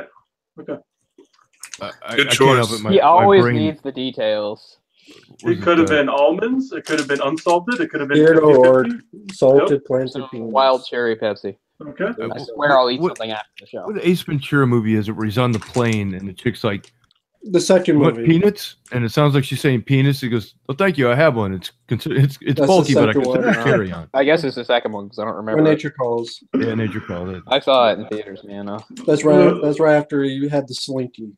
The slinky, it gets to the bottom. go! Oh, Sorry. Don't remember. For the Let's love move- of God, no. Let's move on. Let's talk about the color purple. And Orc, your thoughts? An amazing movie. Never seen it. Real talk. Okay. Okay. I want to be honest. I've never was seen it either. I know it has a lot of praise, though. Mm-hmm. Spielberg's first left turn, or you know what I mean? It was just kind of like, whoa, what? I remember I saw it. It was a great movie. I mean, I don't think Whoopi Goldberg has done better. No, material. I mean, that was her that's best. That's like made her reputation that she's coasted on for like 35 years. Yeah, like, I mean, oh come on! Like, I don't have a problem. I disagree. I say Jump and Jack Flash. Well, I haven't seen that, so it'll be fair. But I just feel like she has this reputation as this really great actress. I'm just like, what? From one performance like 30 years ago? It certainly wasn't Burglar, although Bobcat saved that one. Come on, Sister Act. Yeah. Danny Glover. I mean, it has a great cast. I mean, it tells an important story in the history of the country, and it just, to me, it just didn't seem like Spielberg material. I didn't understand why he felt the need to make that movie, but especially when he had just made like the Indiana Jones films and E.T. and all these other classics before that. It's like, wow, it was I wasn't expecting it, but you can't deny that it's a great flick. You got Oprah Winfrey in there. I mean, has she done anything to top that performance either? I mean, she was great in the film, but she hasn't really done anything. I mean, name another Oprah movie. I know she did like Beloved, and she's got some new thing coming out with like Reese Witherspoon and Disney's. What is it called? You know what I'm talking about? Wrinkle in Time. Yeah. Very quickly, I'll just say, as somebody that grew up reading, all those books and stuff, Wrinkle in Time is one that never resonated with me. My sister had a copy. I read it. It made nothing to me, and I moved on. Like I was into all those books, like Narnia and stuff like that. Wrinkle in Time, nothing. So I really do not care about this movie. The trailer looks like garbage. Does anybody have anything else to add to The Color Purple? I feel like I don't know if it was his personal choice or maybe he had an agent that was like, "Hey, Steve, let's not get typecast here. Let's break out of your." What you need is an Oscar bait movie. Yeah, I was going to say, do you think he was chasing an Oscar with this? Of course he was. Possibly. I don't know if he's chasing an Oscar, but I think he was trying to at least prove that he could legitimize serious Did he drama. win it? No. I don't think he wasn't even nominated for that. Okay. No, he didn't win an Oscar until Schindler's List, I think. Well, It's a good.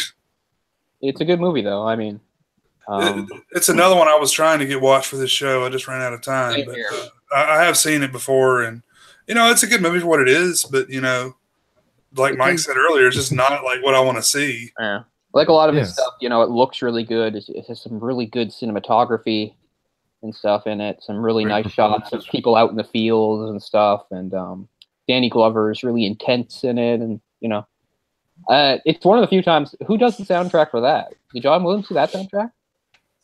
Because whoever did it, I'll just say that's one thing I don't really remember about the movie. I don't really remember the music too much. Now, I mean, it's unfair to compare it to like dynamic themes like Indiana Jones and Jaws and Superman and stuff like that. But I don't know. I don't really remember the music. I'm sure it's okay. Isn't the plot like Danny Glover beats the shit out of Whoopi Goldberg or something? All the time, yeah. Oh, okay. Yeah, and then Harpo, who owns the nightclub, and his wife's like Oprah Winfrey. He tries to be like, and he finds out that it doesn't work. And it's just it's great performances, a lot of good actors in it. It's just that's not what I think of when I think of Spielberg, though. Yeah. Right. But I don't think it's a misstep exactly. I think it's just he's proving that he has some versatility. So it's not like it bothers me or anything. No, I wouldn't call it a misstep, but it was definitely a left turn. Like I said, it's just kind of like, wait a minute, you kind of jogged away from something. But that's fine. Yeah. But hopefully I'll get to see it the next few days because now I kind of can't stop thinking about it. Well, let's talk about when Spielberg met Bale. And I'm sure some lights were trashed at some point. Or this was probably before. Well, I would say Bale was probably still filled with rage, even as a little kid. You fucking lights!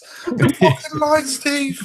Tell me what to do, David. Christian, that's great. Just keep trashing them. I got tons of money. We can just go for it. Have a ball. This was his lead up to Newsies or whatever.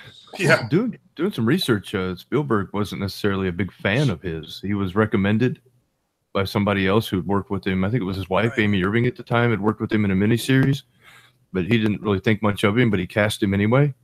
Maybe it was one of those keep the wife Maybe he's happy not type something things. afterwards because it's a great performance. An amazing. But he said he had a little difficulty. There was some scenes that he was just like Bale didn't get it, and he had like I guess it was a scene where he was standing on top of a truck or something when the planes come in. Yeah. And he was supposed to be jubilant and dancing and happy, and he was just kind of stood there and didn't take direction, and they had to cut around it with close-ups to get the what he wanted. Happen. But this is Empire of the Sun, by the way, people. Yep. I don't think yes, Empire. 1987's Empire of the Sun. No, I don't want to blab too much, but this is like the ultimate Spielberg movie I champion because years and years ago when I was at university, I had a friend. This is before I took a few film courses. This is before I did that. He was at a film course, and one of the film courses, one of the things I had to do was cover a few movies that were sort of like box office flops and stuff like that. So for his homework, he had to watch Empire of the Sun at one point. And I watched it, and it took my fucking breath away.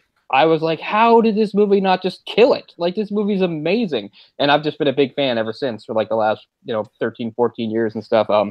I was the main reason Jay and I did a whole episode on our show last year, and we got to talk about it. And, I don't want to take up too much time here, but I love the movie. It's one of the reasons why I guess I can always be a little soft on Christian Bale, because he might be a prick now, but I still remember sort of the pure 13-year-old Christian Bale.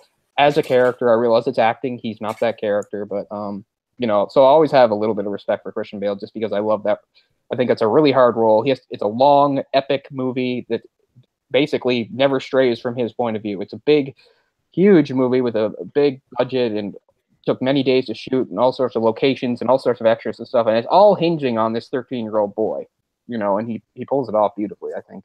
Isn't it like another World War II type thing? It's a World War II movie. It's about he's part of a British family living in Hong Kong when World War II breaks out and Japan starts to invade. And he gets, and it shows the insular life that many of the high-class British were living in Hong Kong. Because the idea was they're in Hong Kong in the middle of fucking China, but the Brits basically insulated themselves from that. It was like they made a tiny little London for themselves with Chinese people just walking around and serving them drinks and stuff. And, they go and they have big lavish parties and they go, and stuff like that. And the Chinese every once in a while will do something, put on a show for them. And they'll be like, oh, how wonderful. Look at their costumes. And, the way, the snarky way the British would view other people's cultures and stuff like that. So he's living this weird insulated life. Then it all just blows up when the Japanese invade. And he gets separated from his parents for a while. He's on the run. Then most of the movie, he does wind up in a POW camp. And he winds up becoming friends with a bunch of Americans, most notably one played by John Malkovich. And he really likes the Americans, and he wants to be their friend and fit in. So that's the movie. It's just sort of a real coming of age story about like how he changes. And there's a great reunition. As Spielberg himself has pointed out, a lot of his movies are about like family getting separated and then reuniting in a later part. So, spoilers here, people, but they do reunite. But by this time, like 2 or 3 years have passed, and they almost miss each other because they, at first, in no way recognize each other. He doesn't recognize his parents. They don't recognize him. And it's really great. But it's full of awesome, awesome scenes that I love. And I don't know. It's not for everybody. And I can kind of understand a little bit why it didn't do so well. Maybe people were hoping he would get right back to, like you said, his more whimsical, wonderful stuff after Color Purple. And instead, he went with another sort of serious movie. And maybe people just, weren't in the mood for that at the time. I don't know. But I just can't, but I'm sure some people can, but I love it. So I'm glad to at least point it out to people that at least check it out. Mm-hmm. It's been a couple of years since I last saw it, but I've seen it 2 or 3 times at least. It is a really good movie. It's got this real epic feel about it, and it's got a lot of those. It's a really beautiful movie to look at.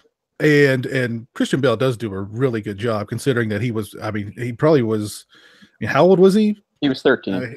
13. I was going to say maybe even preteen. Christian Bale does a really good job.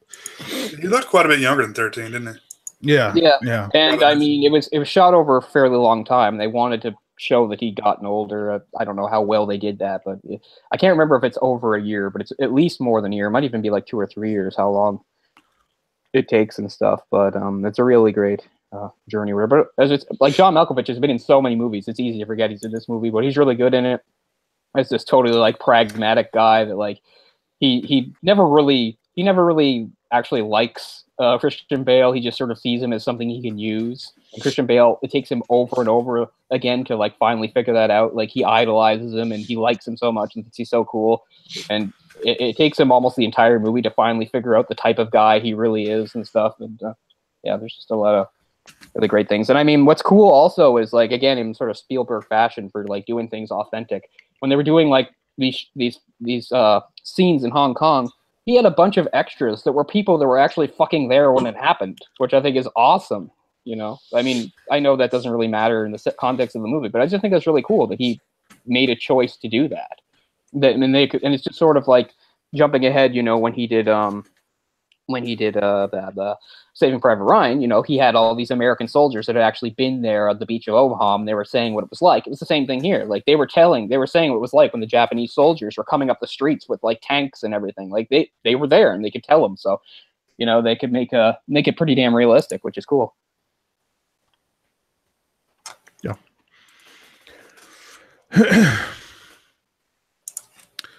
And the scene where he salutes the kamikaze pilots is very powerful. Yes, too, yes, so. yes. Very, you know, very Spielberg always seems to have at least one of those scenes in his movies, right? Like some big, powerful, sort of emotional moment. Well, that would be this movie's probably. Yes. Really cool. I agree. Yes.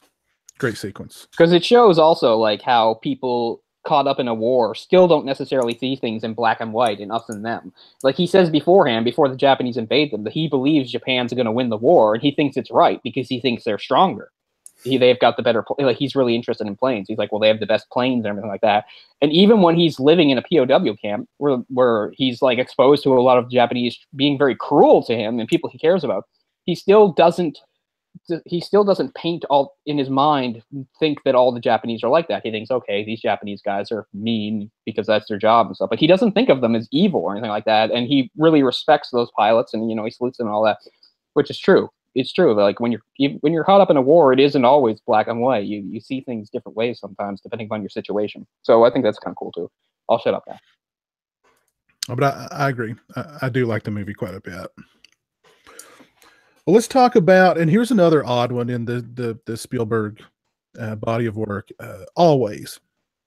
I seem to recall seeing this movie years and years ago, but I'm not 100% sure if I did or not. Because I don't remember a thing about it. Has anybody seen Always? Yeah, I saw it. It's one of those. It's on HBO, so I'll watch it. It's got Dreyfuss. It's Spielberg. You know, I'm in. Goodman. Coming into this is the one I knew the absolute least about. I read some about it. Like I didn't know it existed for years and years. I've never seen it either, but I got to head out, guys. You have a good rest of the show. All right, Stingrays. Later, buddy. Fun Have a great time, man. Later. See you later. Right. I know it has more World War II planes in it because he really likes those. Like, it's about what? Like, they're fighting a forest fire by like using World War II planes to like drop water, I guess. Yeah, and Richard Dreyfuss, his girlfriend is Holly Hunter, who's also a pilot, and his friend is a pilot, and he goes out on a dangerous mission that I guess he doesn't have to, but he wants to, and he ends up getting killed, and he comes back as like a ghost type thing. It's really fuzzy for me, but he helps guide her in on a dangerous flight type thing. It's a so it like is a love that triangle like back, involving so it's it's like like back then. So it's like a love triangle involving a ghost type So thing. it is set like back then, like during like World War II era. I don't remember the time period. I don't think For some so. reason, I think I it's thought like it was like contemporary, but they just had those contemporary. planes. Okay. It's a reimagining of a book I see. that both Dreyfuss and Spielberg talked about quite a bit on the set of Jaws, how they would always want to make a remake of it. And I don't remember much about it. I just saw it a couple times on HBO a long time ago. I thought it was okay. It's nothing. It's not, obviously, it's not something I would revisit like Raiders, but All right. it's okay. I want to see it sometime, just because I'm curious. Orc, favorite Limp Bizkit song? Oh man, Rearrange. Okay. Oh, wow! I thought it'd be one of the more harsh, aggressive ones. No, they're good. You know, Break Stuff is a dank anthem, but it's not all about the nookie. It is, but You it's can more, take that cookie and stick it up your ass, right? Mine's rolling. It's more about the cookie. Rolling. It's more I about just the put cookie. rolling on an infinite loop. I just play rolling and it just repeats. Bam, bam, bam, bam. Actually, I went to school with a kid, and his dad like flew the helicopter around and the one taking on pictures on top of, was it the Twin Towers? I can't remember. It was somewhere, but no, it had to be after that album was like 2003. Hey, but it's all about the he said, she said bullshit, right? No, but Mike rearranged that. Mike rearranged the bass line is epic. You got to admit that. I do admit that. Yep. That is a good bass line. I can never ever say there's anything epic about Limp Bizkit. Never. Oh, come on. The fact is, Limp Bizkit's music is somewhat listenable if you just take Fred Durst out of it. Fred Douche. Yeah, Fred Douche. The worst frontman of all time. I guess it would be nice. The worst frontman of all time. I think Wes Borland is like the only thing good about Limp Bizkit, if there is anything good. Dude, his and he even painted himself up so nobody would recognize who the fuck he was because he's standing next to Fred Douche. He's a good guitar player. They've got a good the bass player's a good bass player. Their good drummer. Their drummer's name is Joel Otto, which is kind of cool to me because that was an NHLer in the 80s and 90s. Was it the bassist or was it the guitarist who had the like light up guitar? Like he had the neon lights and shit. Like, probably Borland, because he was the one that was always all done up. Like the rest of them would look, they would wear their normal douchey clothing, and then he was all dressed up like it was like neon Halloween. Yeah, interesting. It was a very odd effect. Mike's gotta have faith. Gotta have faith. I'm sure. Actually, I think your rendition is superior to Fred Douche. Yeah, he sounds like he's like vomiting on it at one point. He's just like, you gotta. It's got the shitty turntables. It's like.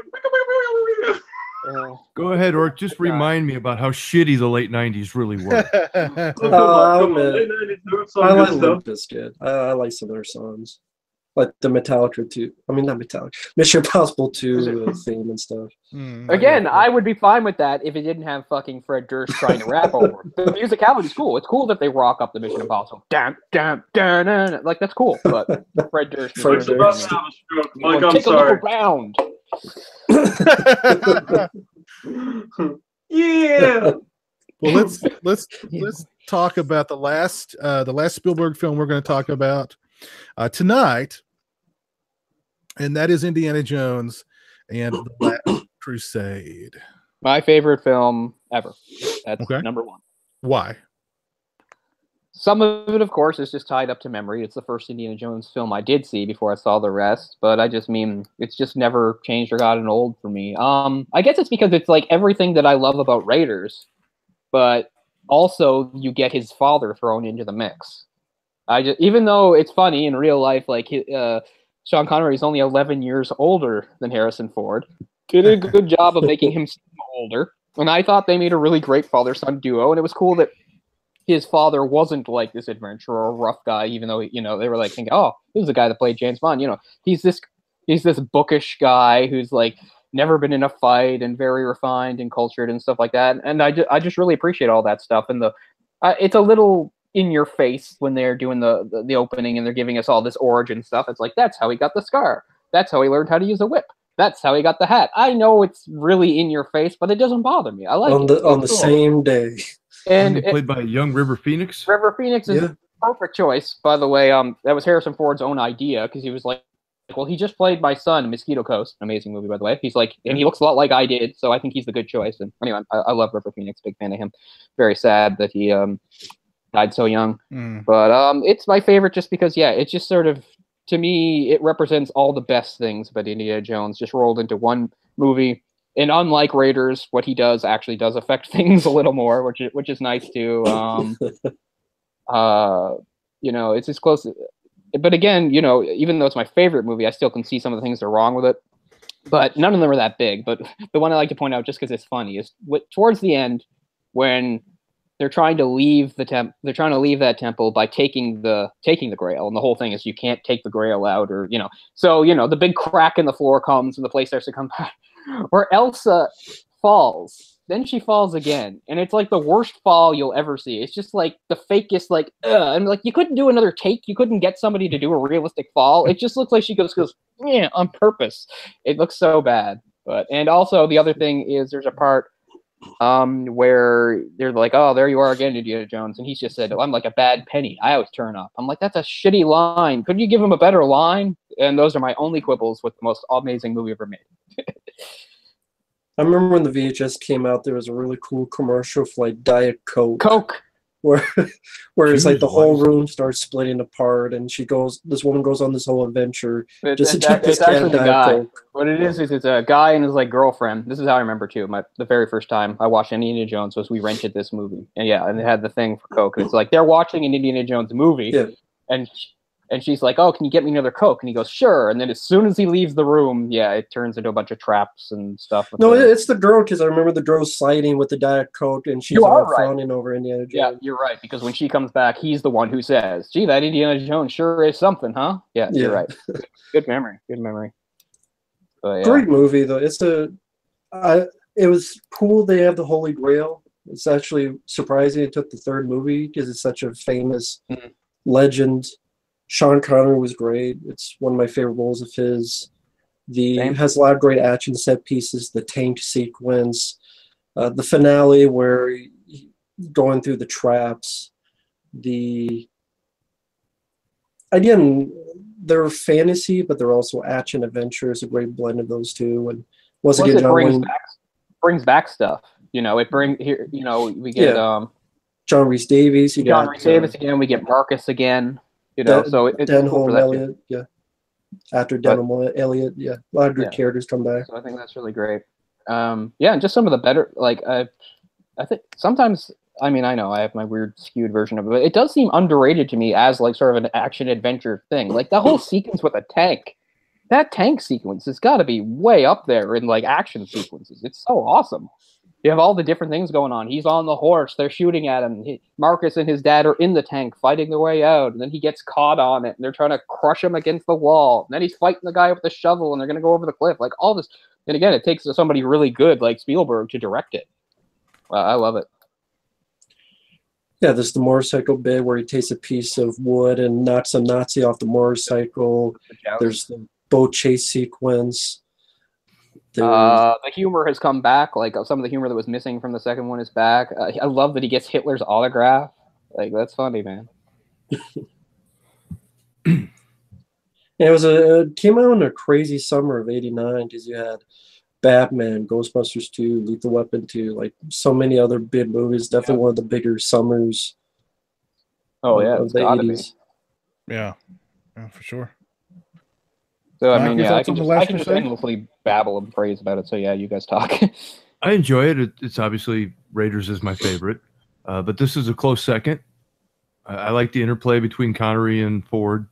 I like how it kind of shows that Indiana Jones, who's this big adventurer, is always living in his dad's shadow. Yeah, he's even junior.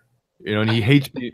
It's like we named the dog Indiana, but he took the dog's name because he was so embarrassed of being junior, and he was always like trying to outdo his dad. So there was a nice dynamic there, and I like the fact that it deals with sometimes you got to let shit go. Like his dad's being obsessed with the Grail, and he grabs him and he's like, "Hey, just let it go," right? Sometimes being obsessed is not always good. You got to know when to walk away. And then it goes the other way, right? Like where he's gonna grab it, he's saying Junior, and then he calls it by name. He says Indiana, and he says let it go. Like so, his dad like learns the lesson and passes it on to him. Plus, even though I have no real huge problem with Kingdom of the Crystal Soul. I mean, obviously it's not nearly as good as the other three and stuff like that. It is a little too bad it exists because one of the great things for my brain is when Last Crusade ends, it's just like, well, Indy's going to live forever. He drank from the fucking Grail. He'll always be around. So that made me super happy. Yeah, I don't like big endings. And it has just a really awesome ending. Him, his dad, Sala, and Marcus riding off into the sunset. I mean, you can say it's a cliche, but it works because, again, it's like the ultimate sort of B-movie tribute. Here's our heroes, our adventurers riding off to their next adventure. That'd be awesome. Love it. I guess the only thing about the Crystal Skull was when they had the photo of Sean Connery and the guy who played Marcus, and just kind of gave him a quick little nod.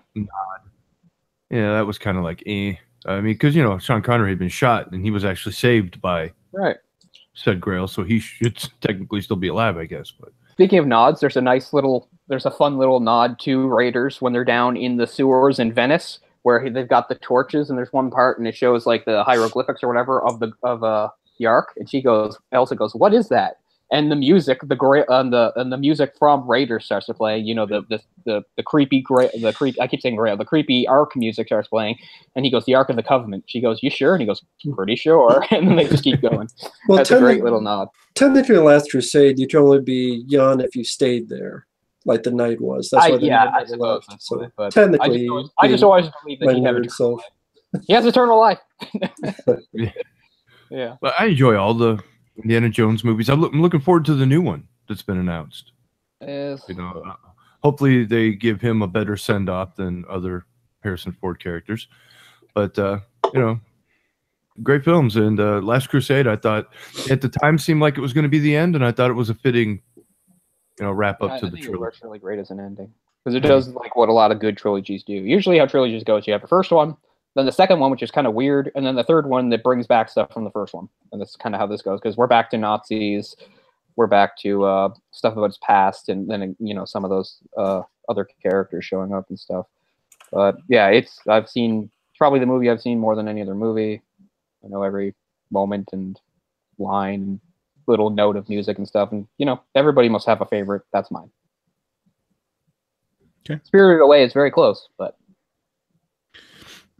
Rambo, do you want to interject anything about Last Crusade? Pretty much what everyone said. It's love the ending with the going off to the sunset, and I do like the fourth one as well. But I'm sure we'll get to that next week. Indiana Jones: Last Crusade. It's people I'm sure have already seen it, so I'm not sure what else I could say. It's a fun adventure story like the other movies, so I enjoy them. You get some origin stuff at the beginning. You get relationship with his dad. Yeah.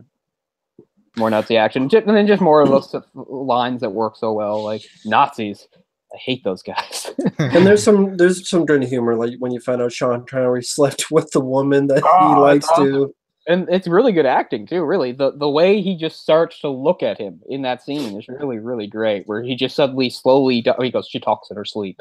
And he just sort of slowly dawns on him, and he just like looks at him. And it makes I'm as human as the next man. He goes, I was the next man. James Bond is the father of Indiana Jones. It made perfect casting sense. Makes perfect sense, despite the weird age discrepancy. But yeah. Well, our buddy Jerp in the comments section has requested an Orc pro tip of the week, or Orc pro tip of the day. What do you got for us, Orc? You've been pretty good, Orc. I guess you've earned this. Okay, well, thank you, Colin. I'm glad I have your fucking approval, because I need the Canadian seal of approval, Besides his fetish with Fred douche. Yeah. Okay, here we go. So what's the rolling? Come on. Okay, sorry, Mike. Just don't kill yourself. If Mike commits suicide, it's all my fault. I'm sorry. Okay. So what was the question, Piz? I don't even know. I was mean. Pro tip of the day, or pro tip of the day.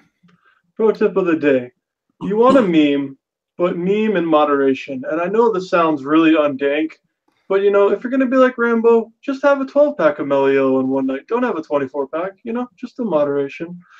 Experience. I'll have you know, this is the only one I've had so far. So experience and source. I used to have 32 Coke Zeros in an evening until the sun came up every now and then when I got out of high school. Yeah, not alcohol, but still, as you can see, I've lost many brain cells. So that would be my pro tip. Indulge all the way, baby, but got to slow down a little bit. Okay, fair enough. Yep. We've also had a request for some wise words from the professor. Mike, how can I follow that? I mean, I think Orc said it all. Everything in moderation. Very well. Including wise words. You don't want to overdo your wise words. You want to. Let them ruminate. Let them ruminate. Exactly. We've also had a request for some Rambo rage. Are you feeling particularly ragey about anything tonight, Rambo? Let's see. Okay. Haven't seen new Black Panther movie. If it's good, cool. But if people don't happen to like it, or if they like it okay, it's okay. You don't have to call them racist. I have a friend who likes the film. He just didn't give 5 out of 5 stars. He was called racist because he didn't give it 5 out of 5 stars. Relax. It's just a movie. It's like the nicest rant that you just relax. It's just a fucking movie. Hey, Rambo, was he called racist because he was Michael King? Huh? Was he called racist because it was Michael King? No. My friend Mike OCP, he liked the film. And then a few people were like, "Oh, he's racist because he didn't give it 5 out of 5 stars." I'm like, he liked the movie. So I mean, relax. even if you It's give it just a a 1 movie. out of 5 star, like I could, if they gave it a 1 out of 5 stars, I mean, it's still wrong to say it's racist. But I mean, just because it wasn't 5 out of 5, Jesus, people. That's what I mean. Just relax. It's just a movie. It's a Marvel superhero movie. Yeah. Relax. We've had many I'm looking movies. forward to seeing it. I hope to see it this weekend. We've had many movies. We've had Beverly Hills Cop. We've had this movie, Mr. Danny Glover. We've had a lot of movies. It's not the first. It's not the only. We've had Blade 2, Hancock, going to Meteor Man. I mean, we've had I'm Gonna Get You Sucker. We've had There's going to be a new Spawn, New Spawn. Yep. Mm-hmm. which you know might actually be good. There's many in the past. Just look up in history, folks. Just relax. That's it. Calm your titties. Take a look at the past. It's okay. There you go. There you go. Orc, any dank memes you've seen recently you'd like to share? A lot, too many. Just browse Reddit. It's up to everything you like. That's where the memes are. That's where they unfold. I know you gave us a pro tip, but do you have anything in the Orc's Corner tonight that you'd like to share with us? Orc's Corner. You know, there's a lot in the corner. You know, I don't want to like explain everything because then it'll be like I'll be the next Harvey Weinstein. But you know. Okay. You just gotta, Cole. Don't fucking judge me, okay, buddy? You haven't walked in my shoes, okay? Very true. Anyways, Jesus Christ. Canadians fucking always thinking they know what's right for fucking everyone. Okay. What's an Orc's Corner? Definitely our thing, yes. Okay. Orc's Corner tonight. If you haven't had maple syrup from Canada, do it because it is fucking delicious. Whether it's Lego My Ego. Just pass on the Aunt Jemimas. Just get pancakes or Eggos, and just a little chocolate chip. If you've only been eating Aunt Jemima all your life, you've really been missing something. Yeah, I mean, and it's more expensive the more south you go in this country, but it's worth it. I pay through the fucking nose for it, which I hate, by the way. If there's something I can rage about, it's how much I, as a Canadian citizen, have to pay for my own maple syrup. We should be getting a break on it, for God's sakes. But anyway, I digress. So what did we learn today, boys? All right, we learned Aunt Jemima's is overrated. Mrs. Butterworth sucks dick, and you want authentic maple syrup. Get it from a Log Cabin. What about Log Cabin? There's the big three. You got Buttersworth, you got Aunt Jemima, and you got Log Cabin. Well, never had that I like one. my maple syrup like I like my truck, so I'm a Chevy guy. But I don't know. Let's just fucking don't talk about Big Three, okay? I just hope Carpenter lives on forever. He's the man. But just don't jinx. Mike, you always gotta fucking jinx everyone. And that's why. Carpenter's gonna be fine. I promise. I fucking hope so. After this segment, Jesus Christ. He's Holy gonna come out of retirement. Maple syrup, but whatever. He's gonna take over the reins of the Halloween movie, and he's gonna save it. I wonder what his favorite syrup is, though. Actually, like Maybe It might depend on what ask him on strain Twitter of or marijuana he's something. smoking. If you ask him, he might tell you. The purple kush might be Mrs. Butterworth. He's You a never pretty know. chill guy, so maybe Like, he'll. I don't want to have an interview with Carpenter. I just want to ask what his favorite game is, his favorite weed, and his favorite soda. Maybe pizza topping. He likes the game Dead Space. There's one. He does, and he should have fucking directed it. Well, What are you doing, Hollywood? and the new Halloween movie is wrapped. It's officially wrapped. Wow, I didn't know that. Speaking of which, I am pumped for that movie because it cannot be worse than the two zombie movies. I agree care. with that. I agree with that. But even if it's a pile of shit that people rate 1 star. Yeah. Mike, go ahead. Sorry. I was can't gonna say say- anything worse than those. Yeah, it can't be worse than it. Anything would look good compared to that shit. So yeah. All right, guys. It's like the episode where Mike and I are like the most in sync. Yeah. enjoyed that. We'll see if that continues with in part 2 of our Spielberg Steven in the Spielberg 90s. retrospective, in which we cover Spielberg from the 90s to today. So I want to thank everybody for joining me tonight to discuss Steven Spielberg's films from Duel to The Last Crusade. Hey. And big thanks to everybody who tuned in and watched with us live. Had a very lively chat tonight, as we always do. And let me give some shout outs here. Give a shout out to Jeremy McNeil, Max Punishment, our buddy Jerpin, Jacob McCullum, Red Band Cast, DJ Donnelly, Steak Sauce, TK Meredith, Joe Caraluzzo. Thanks for tuning in tonight, guys. We appreciate it. And we will catch you next week live on the Sausage Factory YouTube channel as we discuss part 2 of the Steven Spielberg retrospective. We'll see you guys next week. Have a great one. Peace. Keep watching the skies.